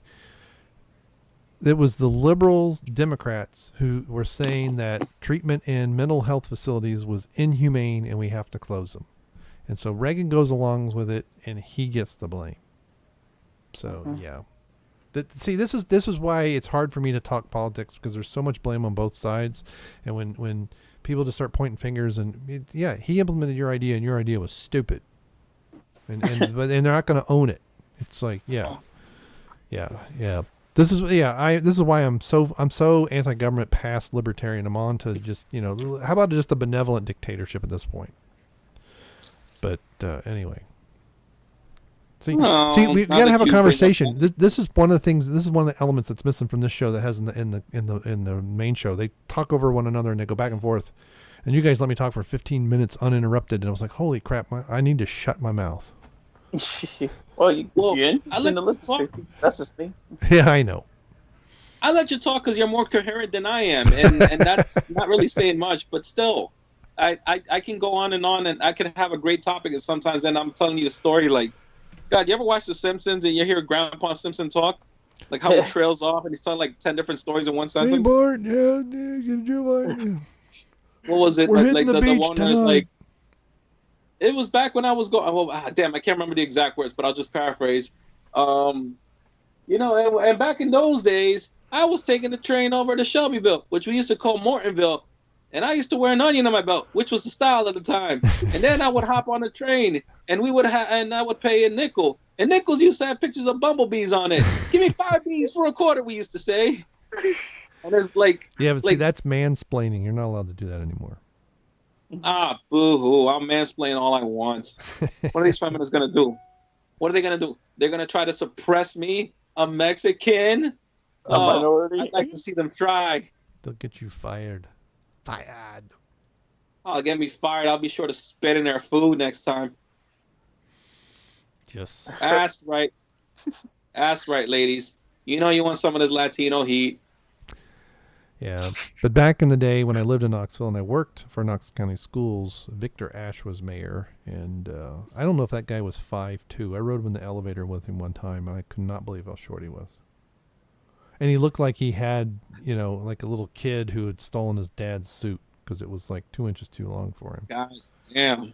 It was hilarious. I mean, this guy was rich before he ran for mayor. So I forget what he did. He was like a businessman or something. I don't know. But the commercials, what I remember is the commercials. Victor Ashe for mayor. I mean, that's how they on the radio commercials. I thought that was funny. It's like you're in East Tennessee. No one talks like that around here. What the hell? Tell us what you're gonna do for mayor. What you gonna do for me? What can I get from you? That's the whole problem right there. My vote's for sale. What you gonna give me for it? Well, if I ever run for president or a politician or something like that, I would like to run on the. I would like to call it either. I'm not work with me here. Work with me here. One of three possible names: either the Autism Party, the Retard Party, or the Spurg Party. You can't say that word. You're gonna get us kicked off YouTube. You can't use the R word. Oh, I thought. Wait, I can't use rebuttal. Can't use refund. Refund, rebuttal, reciprocate. Didn't you see that? Rigor mortis? One of the people that could care less about, one of the Jenners or somebody, like when the last couple of weeks used said something about retards and then got caught all kinds of crap for it, and they apologized, but I forget who it was. Well, ladies and gentlemen, if you don't like it, there are better family-friendly channels out there. We're not monetizing anything, so right. I don't know. We're not monetized because we only have 60 subscribers, 66 subscribers. It's been that way for quite a while. But we had more than Ring Rust at its peak. But we've been at 60 for since Ring Rust was on the air, because when we were on, remember Phil asked us, yeah, how's that going? Or maybe it was just me. And I said, well, we got twice as many.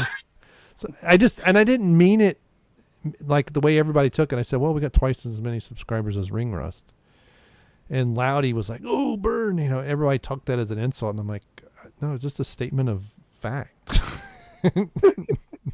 Well, stating facts is edgy. Well, the thing is what Ring Rust proved is without Kendo and Jeff leading in their energy, the other three couldn't bring it on themselves. Dan, Phil, and Loudy didn't have the energy to keep that show going. Mm-hmm. They needed, and I have met all of these people in real life, and Phil is best when he has something to bounce against, and Loudy and Dan are not it. He needs someone like Kendo or Jeff or Dion or Nicky Rickett and what's the other guy's name? The other guy there. What's so funny is back in, was it Christmas or was it? I think it was Christmas. Jeff got into an argument with this guy about The Last Jedi. Oh, not The Last Jedi, The Force Awakens, because it was before The Last Jedi came out.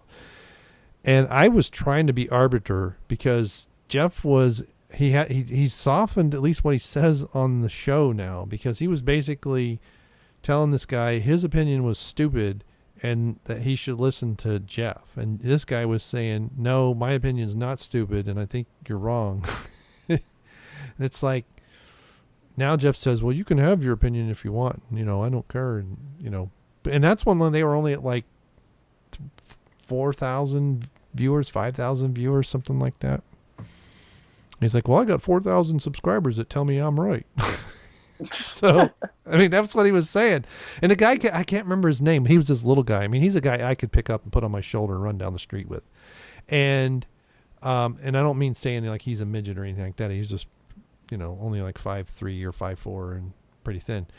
But he's looking at me. He's like, can you help me here? And I was like, I was trying to, Jeff was just, he was wound up and just, and I'm like, Jeff, you're being exactly what you say you don't like. And I think maybe he softened it.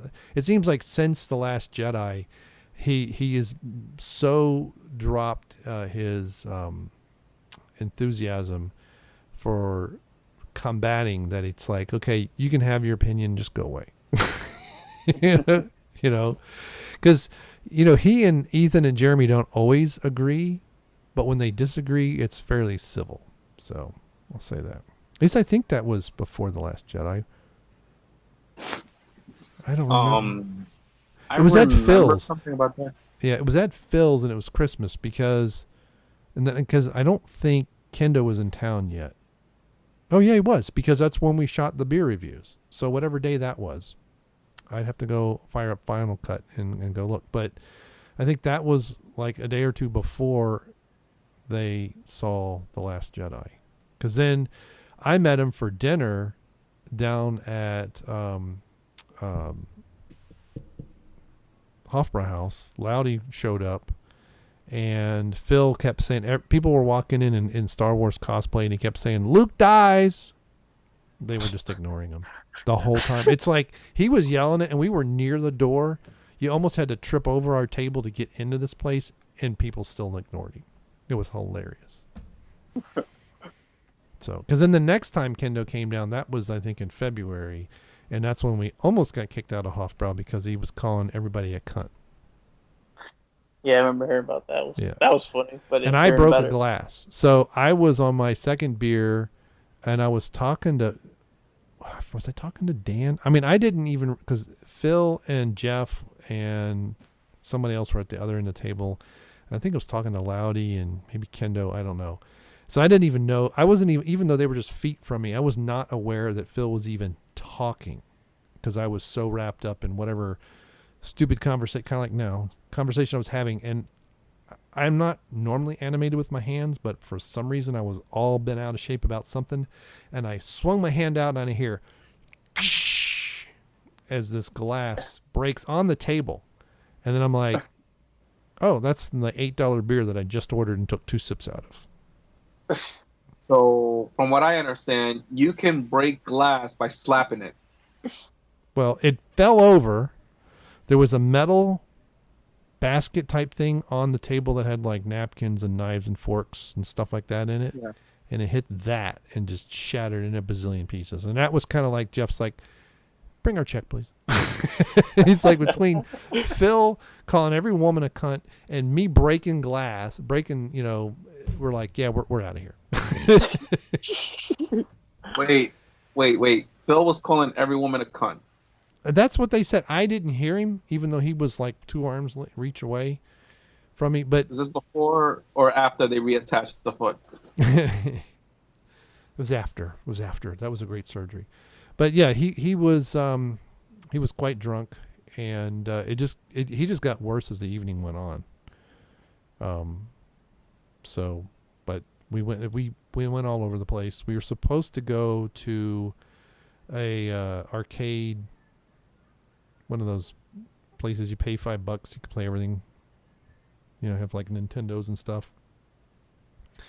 We never there's made a place like that in New York City. Sorry to cut you off.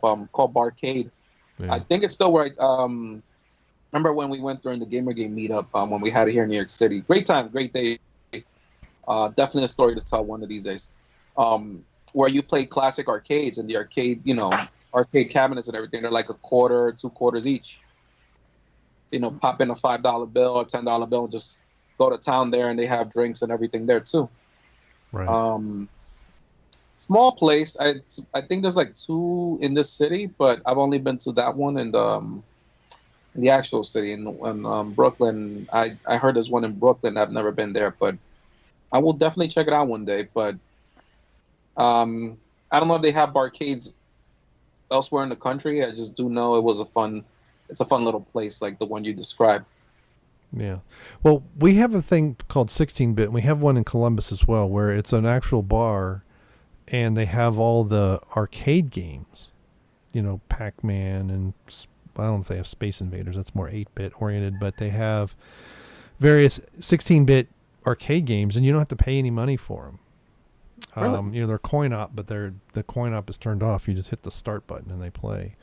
This was somewhat, I forget what they call it, like retro arcade or something. And there's because there's one in the mall not too far from me, and this one was down in Covington. And we were at Hofbrau, and it's a mile away, and we're like, oh, let's walk. And I'm like, it's a freaking mile, and I'm the soberest one here, and I'm pretty well into it. And well, Dan may not have been drinking, I don't remember, but Phil was,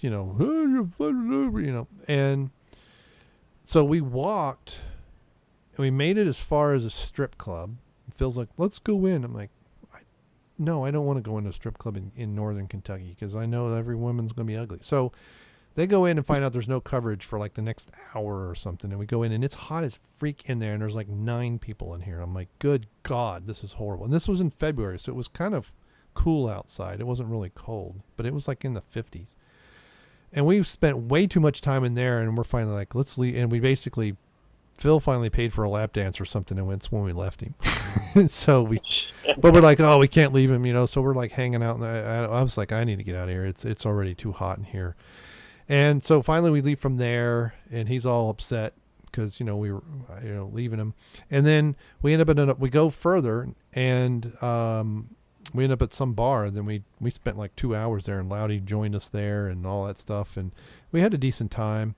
And so we never made it to the arcade. And then we started walking back because we were going to get pizza or something. I don't know. We stopped somebody had to, Jeff and Kendo or somebody had to stop somewhere and get some Conies and, you know, something else. And I'm like, oh my God, this is, you know, and we go to a pizza place and we all sit down and Jeff goes to the bathroom. We're all looking at the menu. What are we going to order? And, you know, whatever. And there's, so it's myself. How many of us? 8? Because was Dion with us? I don't remember. No, he wasn't here because he was down at Christmas and Royal Rumble. So it wasn't Royal Rumble time, I don't think. But anyway, he was just down for Royal Rumble, which was later. So myself, Jeff, Dan, Kendo, Loudy, and Phil. So I think it was just 6 of us. But Jeff comes out of the bathroom and goes, let's go to this other pizza place we're in Newport rather, over in Covington, which is several miles to the west of us. So we slowly make it, because we're still parked at Hofbrauhaus. I know most time, I think Kendo's probably bored by hearing the story. But we get back, we figure out where we're going. We finally get our pizza and all this other stuff. And by this time, Phil was apparently getting worse, and they just cart him off. Because Dan, I come out, because I had to go to the bathroom, and I come out, and Loudy and Dan are like, where'd everybody go? And I'm like, I don't know. I was inside. And we, for like, I don't know, 20 minutes, we're just wandering around Newport wondering, where in the heck do these guys go? And they're like, finally, I'm going home. And I said, oh yeah, I'm going home too. So, but we found out later that Kendo took Phil and Jeff home. So, but anyway, it was a good time. So, we got a couple other topics, and we're pushing well past an hour and a half. And let's see if we can get through some of these, and then we'll get out of here. So one of the things you guys want to talk about was LGBT-1000 Terminator 6. Mm-hmm. What are your thoughts? Let me go first. I'll go first. The funny thing is that picture that they posted or whatever of the 3 characters, Linda Hamilton and whatever. I was at work. Hamilton. Yeah, I was at work and I was taking a 15-minute break, and my phone, I had the screen was turned down, the screen light or whatever, and I put on Facebook and I see it, and it was so dark. It was, you know, that whatever chick dude is holding a rebar in her hand, and I saw it with the what's it called, the white beater, and I really couldn't see good. I thought it was the claws for Wolverine, and I thought somebody was making a joke. I thought someone posted that picture of Linda Hamilton with the shotgun and all that. Someone did like a Photoshop. I was like, oh, okay, yeah, someone's being funny. They're making a joke, you know, a lesbian-looking Wolverine and Linda Hamilton. And then I go back and like, oh, no, this is a real thing. And I'm like, what? No, this isn't real. So I go back and I'm looking at it. I'm like, this is what they're going to do for Terminator 6. Yeah, I'm not going to watch it. I have no reason to. That was me. I agree. I agree. I'm the one who agrees with you. I think I had a similar reaction because, I looked at that. I saw that and I was like, when I first saw it posted somewhere, I was like, someone's taken a picture of either a guy and made it try to look like a woman, or a woman and try, and then when I realized it was a real shot, I was like, wow, this doesn't even look like it's going to be anywhere close to good. It just looks like virtue signaling 103, Welcome to All our I can class. say is, all I can say right now, well, what I can say for right now is, suddenly T3 doesn't look that bad. I will go. Mm. Yeah. I have to agree. I actually liked parts of T3. What I didn't know, and I still don't know, is why Linda Hamilton wasn't in it. It felt, having killed her character off, it really felt like they were writing her out. Like her and James. I know they were divorced and stuff by then, but I don't know how much of it was because of that, and or she just didn't want to do it, or what. But it didn't feel right to me. And and there were some callbacks to T2 with the doctor being there, like, oh my god, and he starts running when he sees that guy, Arnold again, like, holy crap, run. It's like, because the first one wasn't a great film, but it was a low budget movie, and the second one, done years later with a bigger budget and a bigger following, really felt good, and it kind of closed it out. I liked the open road. It made, have they won? Have they not won? Is it really going to happen again? And then when they started doing that, because there was always time travel involved, but to me they started to kind of overdo it. In T3, it's like, okay, it's a woman. I get the boob jokes and all that other stuff. Ha ha ha. But they recast. What's his face? What's her son's name that they're after? John Connor. Yeah, John Connor. They recast him. I guess because the guy who played him before was a fruit. He was just freaking out or doing drugs or something, or in jail. Mm-hmm. So I was like, okay, you've had a recast. It's like that should have been, tip number one, that this wasn't going to work. And then they kind of gave the female character a little bit too much strength. It's like they kind of neutered Connor, but I think part of that is because Linda Hamilton wasn't there, so they still needed a strong female character, but they didn't write it very well. So I was like, okay, this is mediocre, and please don't make any more. And then after that, I've tried watching parts of the other ones. I never watched Genesis, but there was like, T3 was T2 was Judgment Day, right? Yeah. T3 was Rise of the Machines, right? Mm-hmm. And then what was the one after that? What was in the future more, when it was, and Salvation. Arnold was only in it by the CGI Arnold when they were making the Terminators. Yeah, Salvation. Terminator Salvation. Yeah, I've tried watching that, and I was like, this is... That one could have been good. I mean, honestly, like when I first saw the trailers for it, and I thought, all right, we're gonna see the battle, because that was always what I used to talk to my brother about. Like before Salvation was announced or even existed, I used to tell him, bro, say, if they did want to make another one, it would be in the future, and they would just show them fighting the machines, like at the beginning of the first two, the very beginning. It's always the war with the machines. Like we could see more of that. And I think it would have worked better if they kept it more simple with, maybe I would have probably had it where maybe there was a battle at the beginning. Maybe they're attacking a facility, whatever, a base.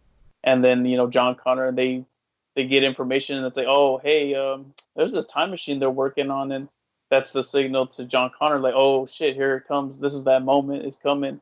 And I would think the rest of the movie would just be them trying to attack to get to take over the facility where the time machine was. I would have thought, keep it simple. It's kind of like how I think they say on the show, some of these big good movies that work because the plot is so simple. They don't try to get too crazy with it. And I think that would have made it Terminator Salvation better, us seeing the war, just the war itself. Yeah. And that, ironically, it kind of makes it a prequel, really. Mm-hmm. It's a sequel and a prequel at the same time because of the time loop in the first one. Mm-hmm. Yep. Yeah. I thought it was kind of cool. Go ahead. Premise of one is basically a robot comes from the future to kill a woman to terminate a pregnancy, if you think about it. Mm-hmm. Yeah. What does he say? Retroactive abortion? So basically, I was making a joke about this last night. I'm not all my jokes catch on, but I was making a joke about like, and I thought about it. I'm like, wait a second.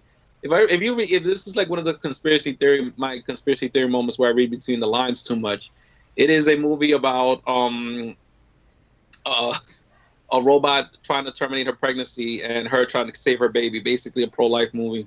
And if you think about it, it's in there. I was fucking around. Nobody caught on, and nobody entertained the idea, though. I was a little ashamed about that. Well, speaking of the first one, I do gotta disagree on when some people say that the first one wasn't good. Or I mean, I like the second one. I love this. I grew up watching the second one. That's all I would watch. I should have the VHS lying around here somewhere.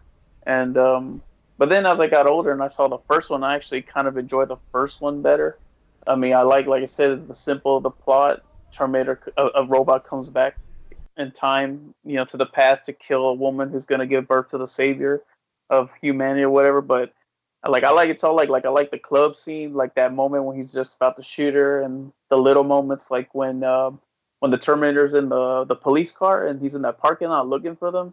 And if you like pay attention, you look at his eyes, how they're just sort of, it's his eyes that are moving to one side, then he turns his head, and then his eyes look the other way, then he finally turns his head.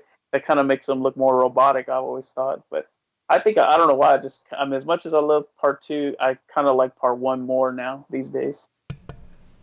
Well, part 1 actually made me fear Arnold Schwarzenegger at one point. Right. When I was a kid. Yeah. Because aside from him being, as big and strong as he is, he was generally the good guy. He was generally the hero in a lot of movies, and that's one of the few examples of where he's not. I don't know. As far as I know, the only example. Yeah. Well, that was an earlier movie. Yeah, Terminator was before a lot of those other movies too. Yeah. And he was this big, strong. First of all, he already looked the part. He already looked like he could just mess you up. Right. And he wouldn't even have to try. Now he's driving cars. He has a shotgun. He's part robot. Arnold scared me, and I remember as a kid, they had Terminator toys, and I would run away from them because I was frightened of Arnold Schwarzenegger as Terminator at the time.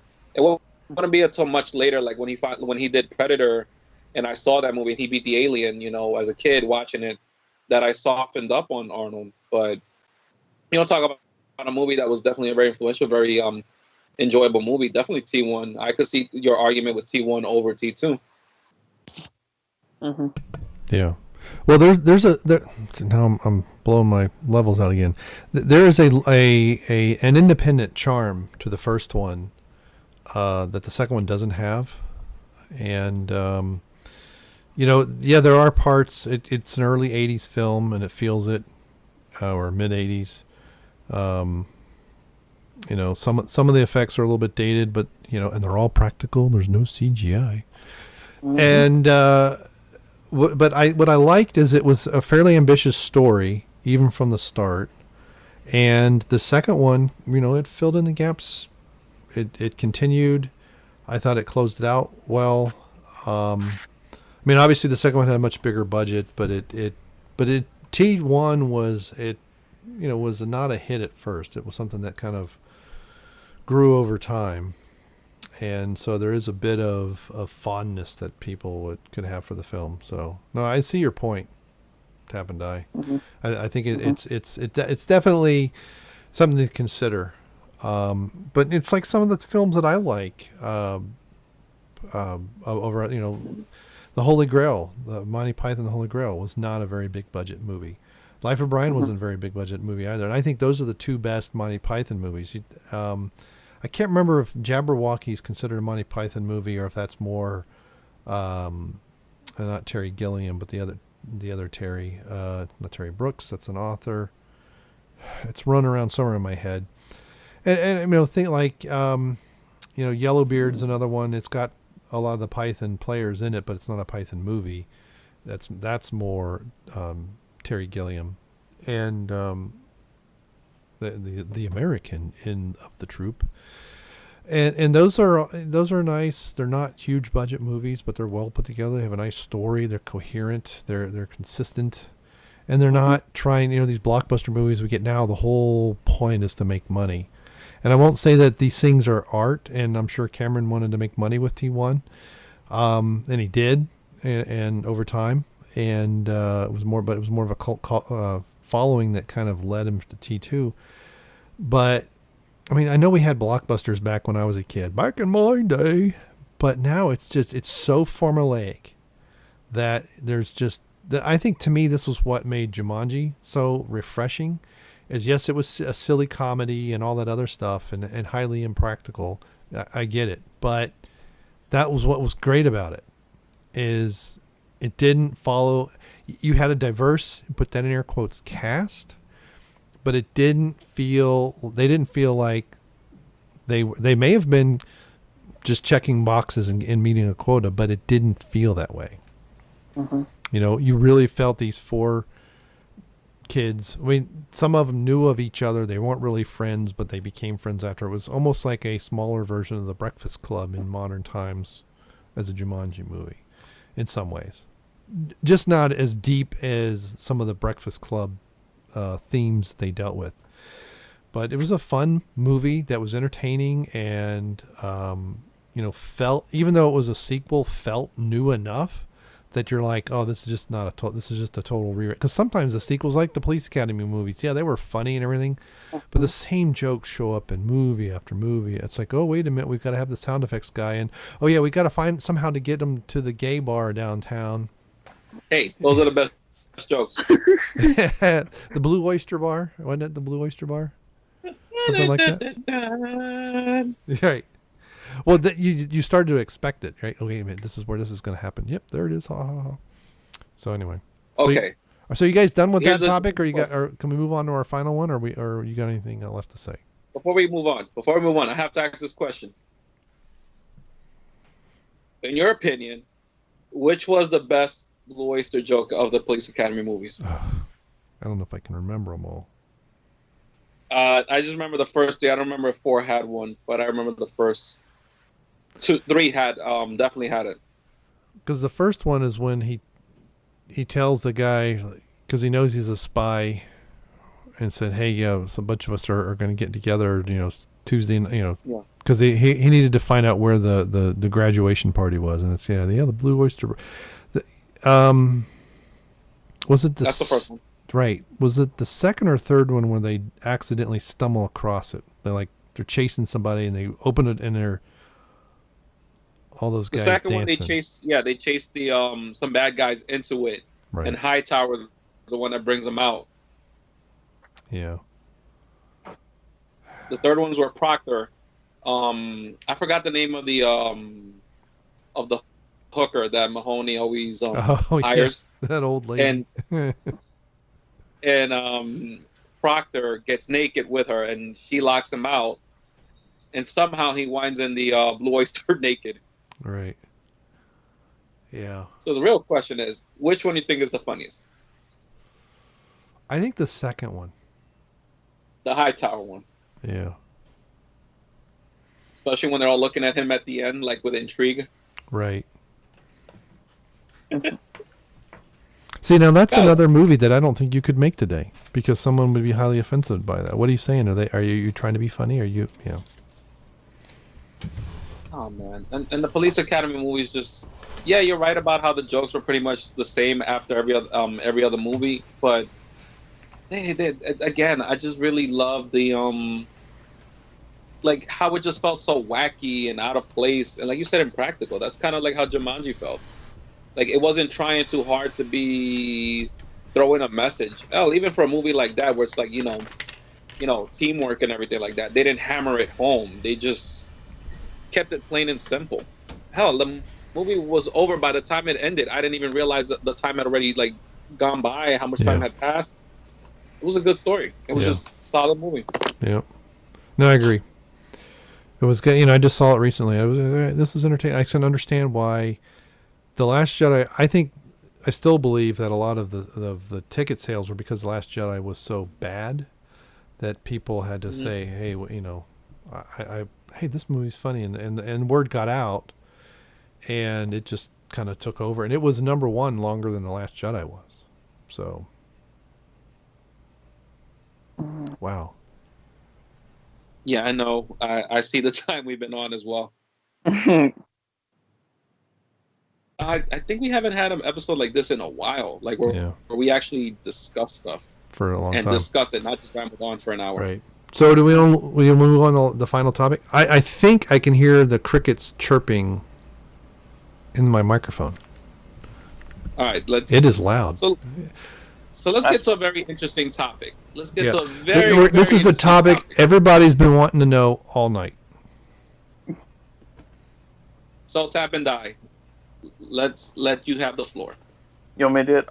Okay. So there's a beer out there that is made from the vaginal if I'm pronouncing that right, lactic acid of hop bottles, and it's finally on sale. So get your wallets out, baby. Get all your credit cards and start buying that shit up. And this article, I posted it, and it came from the Daily Wire. Yeah. And it talks about it, and I don't really want to read it all, but what do you guys think about that? Especially you, Brian, since you're the beer reviewer of this episode. Because it's your opinion I'm more interested in. Well, I'm on the official website. This is the Order of Yanni. At least that's going to assume how it's pronounced. Y-O-N-I, which means something in Polish, but I forget what. It's a dark beer. It's a slightly sour beer. So this is vaginal lactobacillus bacteria. This is how there's a beer. I've actually reviewed a few of them called a Berliner Weiss beer. Is slightly sour, and lactobacillus is used for that. It's used to make cheese. It's used to make a bunch of other things. So it'll ferment sugars in different ways. What I haven't found on the website is how to order. I know there's import distribution information. Although now this one page says 6.1% alcohol and another one says 8% alcohol. So I don't really know what to believe. It does mention that they take great care to isolate the lactobacillus bacteria from the woman. So let's take them at their word of what they're claiming to take this from. So based on what I can find on the website, and this has roasted malt, so it's Pilsner, Munich, and caramel and roasted malt. So this is actually this is the ingredients of a stout, with the exception of the Pilsner and Munich malt. So the base malts, instead of being pale, are going to be your softer Pilsner malts, which should give it a different flavor. So this is going to be flavor-wise just based on the profile of the hops and the grains utilized. You're looking at something that's kind of a mild porter, in between a porter and a stout. So this is a dark brown beer with a dark brown sugar-colored head. Should have good head retention, at least that's part of what they're showing in their pictures. Bottle conditioned. They're still going to have to use yeast in there too, because if it's just all lacto, which they do say they're using yeast, they're using cognac oak chips. So you've got your typically French medium brown or medium oak, probably a cognac barrel, or they've soaked the chips in cognac, so that's going to give it another flavor profile as well. It's going to give some smoothness, some booziness. It may help contribute to the alcohol. It's unfiltered, but they do say pasteurized. So that's the technically that's the only thing that's kind of worrying me there, because the foam and the carbonation on the pictures looks more like it's bottle conditioned. Because pasteurization typically involves heating to 180 degrees, I think 150 degrees. It's been a long time since I've pasteurized, to kill off and that may be to kill the bacteria. Now, if they do that in a vacuum, they don't have to heat it as much, and so they're not going to inflict damage on the flavor profile of the beer. This is why you don't pasteurize beer, because heat and light are the two enemies of beer that will make it skunk and degrade and everything else. We're looking at Cascade hops. Now this says Polish Lunga hops. This is a difference. This is all on the website where they have differences of opinion of what they're using. So I'm expecting a nice hop aroma The Cascade tends to be a little piney, sometimes citrusy, depending on when you add it to the boil and which strain of Cascade you're getting. And I don't know about Lunga. The other one was Marianica, or Marian Ka, I guess. This is a bittering hop. It gives earthy and herbal tones. So from a standpoint of making the beer and its ingredients and everything else, this is actually sounds good. Now let's get to the novelty of where they're getting the lactobacillus bacteria. This is really crazy. So there are two models on the website. There's also an Indiegogo, which I can't tell if it's open or not. It doesn't look like it is. They got all kinds of perks and different things. But I read the article that you posted, or I've read some other articles that claim this is not an April Fool's joke. This is something that actually started in 2017, maybe even later.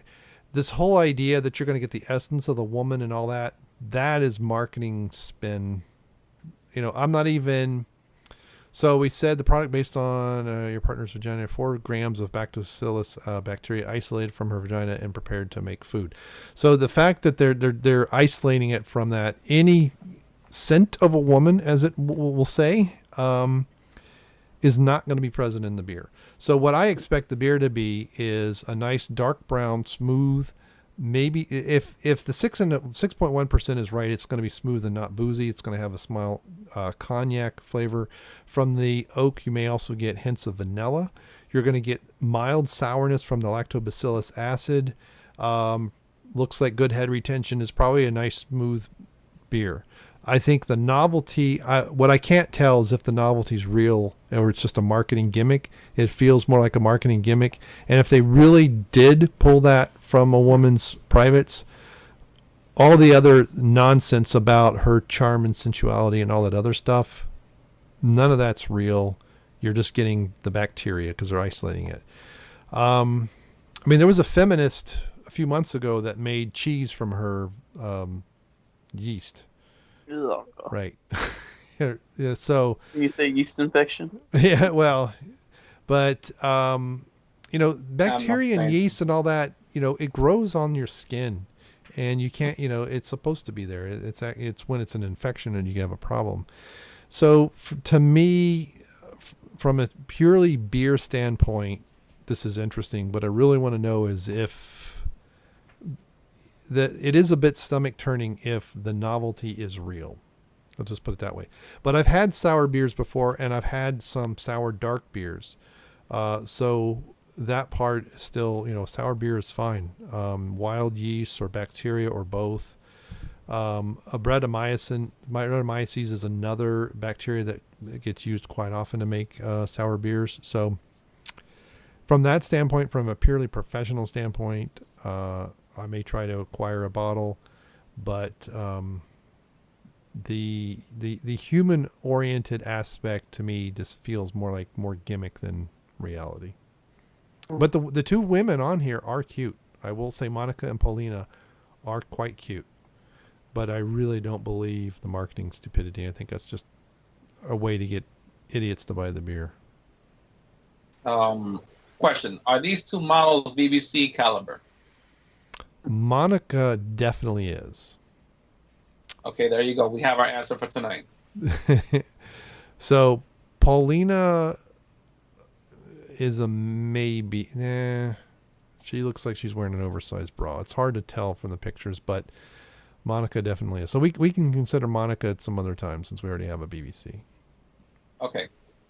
All right. So basically, what we've come down to this point is marketing vaginal juice into a bottle, according to all this. Well, they say they're isolating the bacteria, so it's not necessarily. It's kind of like, urine is sterile, and when people think about, so there's a Chinese medicine. This is traditional Chinese medicine for birth control.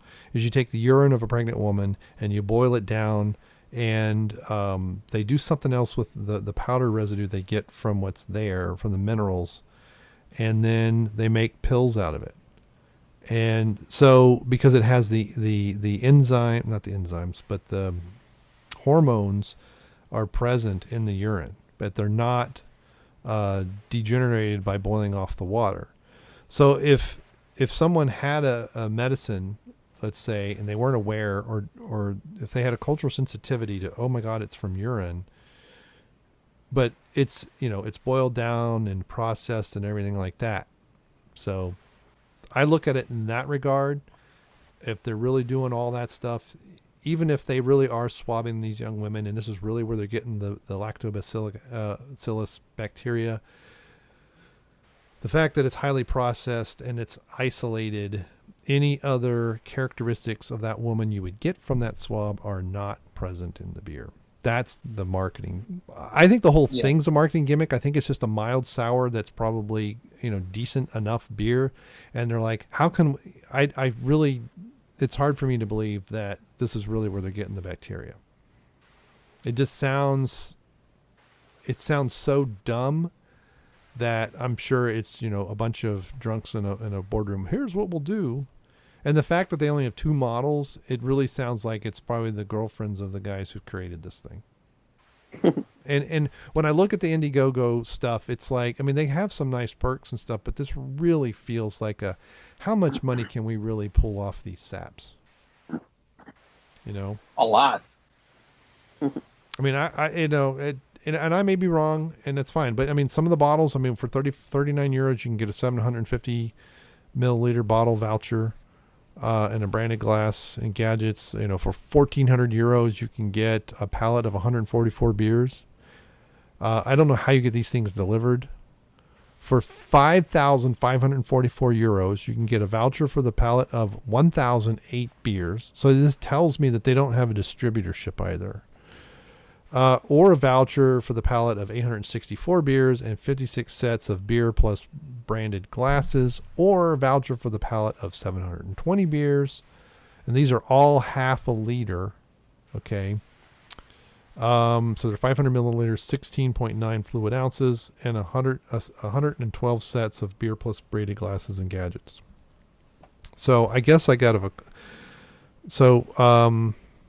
99 euros will get you 4 bottles and a glass, and 30 euros will get you. So I guess to get a bottle, holy crap, for 10,000 euro. Anyway, really 10,000 euro. Why is it at the top? But yeah, I really can't tell how much of this is just. This reminds me, years ago, it would have been the early 2000s when SETI at home was becoming a big thing, and people were processing files off of one of the radio telescopes. These guys in Germany created it was a joke, but because people were, this was, you had P2s and P3s, and they were trying to get all of the work units they could, because I want to win the race. And they created a fake card that was supposed to be highly optimized for processing the SETI at home work files. And people were like, hey, how can I send? And it was like $400 as a price and all this stuff. And they made some really good mock-up pictures, and people were like, I want to send my money. And then somewhere along the line, they finally had to say, yep, this is a joke. So I don't know how much of this is a Milli Vanilli act and how much of this is real. So there you go. And my wife has already told me I'm not allowed to buy a bottle. So someone's going to have to send me one. Damn it, wife of late. And if you're in the U.S., do not send it through the mail. UPS or UPS or FedEx. So just so you know. We basically hit a point in society where, well, let's assume we're taking them at their word, right? And they indeed are doing this. Mm-hmm. You can essentially put bodily fluids in a bottle and call it a day. Well, you can put body sourced fluids. I don't know if you can put bodily fluids, because there is an isolation here. So that's true. This is true, but again, we're still gonna just take them at their marketing word. So basically, we're coming to a point where that scene from The Last Jedi is becoming a reality. You may have a point there. Straight from the sack. Yeah. But like I said, you know, if it's isolated and processed, and they said, what did they say, 3 grams, 4 grams? Because part of what they on their marketing side, it says, and this is off their Indiegogo page, imagine a woman of your dreams, your object of desire, her charm, her sensuality, her passion. Try her taste, feel her smell, hear her voice. Imagine her massaging you passionately and whispering into your ear everything you want. Now free your fantasies and imagine with a magic wand you can close it in 1 bottle of beer. Now this even says the golden drink brewed with her, and all the pictures are of a darker beer. So it's like, what is it? Is it golden? Is it this darker beer? So their financial goal was 150,000 euros. Enabled us to brewing 6 batches of about 16,600 bottles each. You know, the thing you was reading just now, right? That whole thing about imagine you're, you know, the woman you want and everything in the bottle or whatever you want to drink. I'm like, what are they trying to get me to do? Are they trying to get me to like jerk off or something? Because that sounds like the type of thing like, you would have like during phone sex or something. I'm just saying. Like, I know that. All I know is they should have had Brian do the commercial for it and read it off. The way he read it. Yeah. Like, he needs to be like doing voiceovers and stuff. He needs to be the movie guy. What you need to do? You know what you need to do? Like, do a video on this on your channel. Yeah. And just like get on, but like try to make it like the most like just do what you normally do with regular beer reviews, but just make a video on this where it's just like you talking about it, like everything you just said now. Right. Okay. And just talk about it. And you know what you should do? I'm telling you. Bring Kellogg's on this one and just ask her opinion on it. And just see her priceless reaction. Yeah. I'm telling you, this is going to be guaranteed views. Yeah. I'm not saying you're doing this just for clickbait, but a little clickbait every now and then ain't too bad now, is it? Yeah. Well, and there are 7 other beers. So maybe this one is golden and these are the 2 models. And apparently the model's Yanni. So Yanni must mean Polish for something. I'm going to have to, Google did not translate it, so I don't know. It thought it was, though I think it thought it was Japanese for at night. So there is a BDSM ale, which is a sour ale made with smoked plums and vaginal lactic acid bacteria of red, head, or brunette. There's a blonde ale made with wheat malt, saffron, and edible gold that they want to do. There's Aphrodisia or Dionysia. I guess that's wheat ale made with ancient strains of wheat and grape juice. Mona Lisa, a brown sour ale with wooden chips. Isis, sour ancient wheat ale with roses. So on, and there's a couple of other ones. So I'll save that for mine. But yeah, I don't know. There's I'm gonna have to do a little more research and to find out if this is real or if this is live or Memorex, and then go from there. And I'm being paged. Indeed. Right. So there is my breakdown, just based off what they have on their website. So, and I almost, just based on these malts, I can almost taste the flavor profile. So it'd be interesting to see if I got a bottle, how close is it to what I think this shit's going to taste like. So, and the dogs are here to remind me it's time to go out. All right. Well, you should probably get to your dogs before who is it, Ellie? Well, there's 3 of them. No, I'm saying which one is the one? It's all 3. Well, Dozer's the only one down here, I think. Hold on. Yeah, Dozer's the only one down here for some reason. All right. Well, better get on it before Dozer starts barking at you. Yeah. Well, I mean, we've been at this over 2 hours. This is a long episode, but there you go. And I don't. There was one of the beers that Nick gave me from the one in Atlanta, and I did a review of it, and I was breaking it down with different yeast strains and different stuff, and I was like 98% correct on the recipe, and I heard from the brewery. So that's how I know I was right. One was a message on YouTube, and one was a private message saying, "Here's how close you are." Well, you're about to break down the yeast on this particular beer. So well, this has probably got. I know they're going to be using a regular beer yeast in this as well, but it's most likely, if they're going to use Pilsner malts, it's probably a Pilsner yeast or a lager yeast. So this is why this is a brown beer, why it's going to be mild, because if they're going to do more lagering, they're going to age it, and it's the secondary fermentation is at a lower temperature, so that the yeast does not impart any esters, so any fruity notes and stuff like that for other flavors from the yeast. It's going to be very clean. And then the Cascade will give you some piney and citrusy notes, depending on, like I said, depending on when they put it in, all that other stuff. And the other ones will give you more herbal, kind of down to earth. And, the base malts, Pilsner and Munich malts are they convert very well. So they're very pale. They're used in Pilsners. They're used in your golden lagers and stuff like that. So that's my expectation. We'll see. I don't drink much cognac, so I really don't know the flavor profile of cognac, so that can throw a curveball in there. And remember, folks, I'm just a home brewer, right? You get a professional brewer, and they can tell you probably within minutes after they taste something and what all's in it. So, but I find this interesting. I find it it's not gross to me. It's just stupid to me. So, I mean, most people are going to get grossed out by it. I just find it dumb.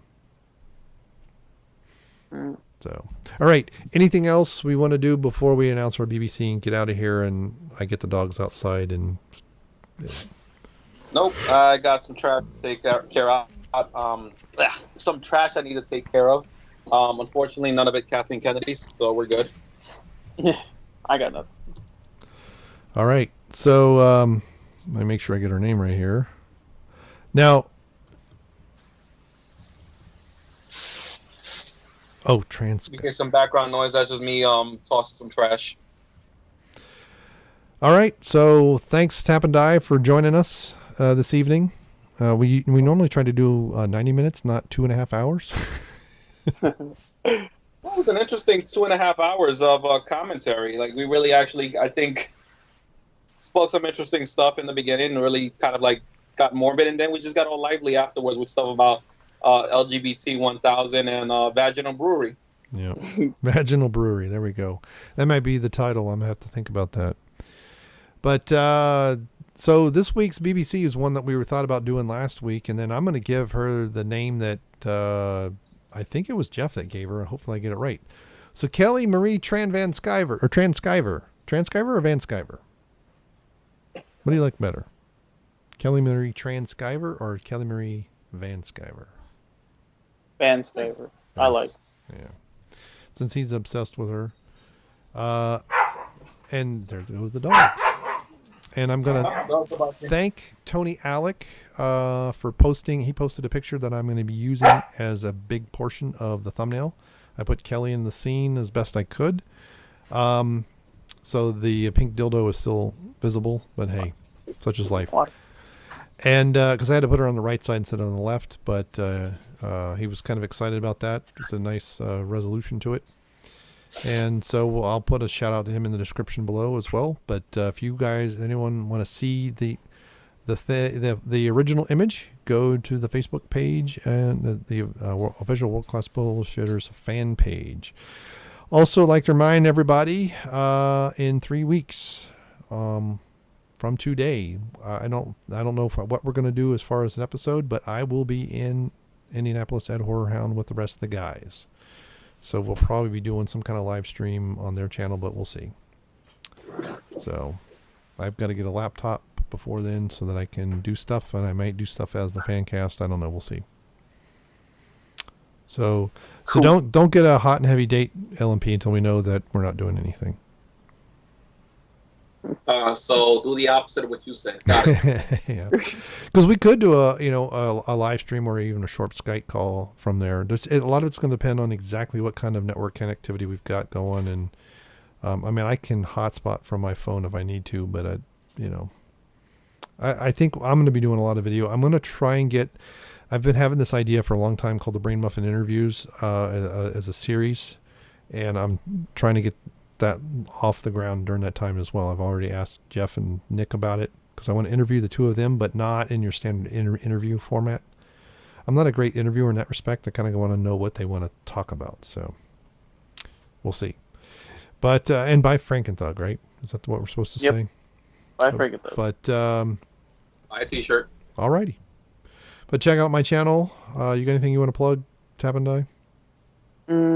Yeah, no, not really. And I did see your comment that you left on one of my videos that popped up today. Oh, you saw that? The Barry Wise to drink this. Oh my God, you're killing me. You got me laughing hard. I'm dead. So yeah, that was my daughter. Well, is my daughter. So Was. yeah. Was it your daughter? What did you do to her? The more time she spends around my dad, the better her sense of humor gets. So that's where my goofiness comes from too. All right, so thanks for joining us this Friday evening, and so Calamari will be, and we'll I think it's time to hit the bumper music and call it a day. And with that, Wrong.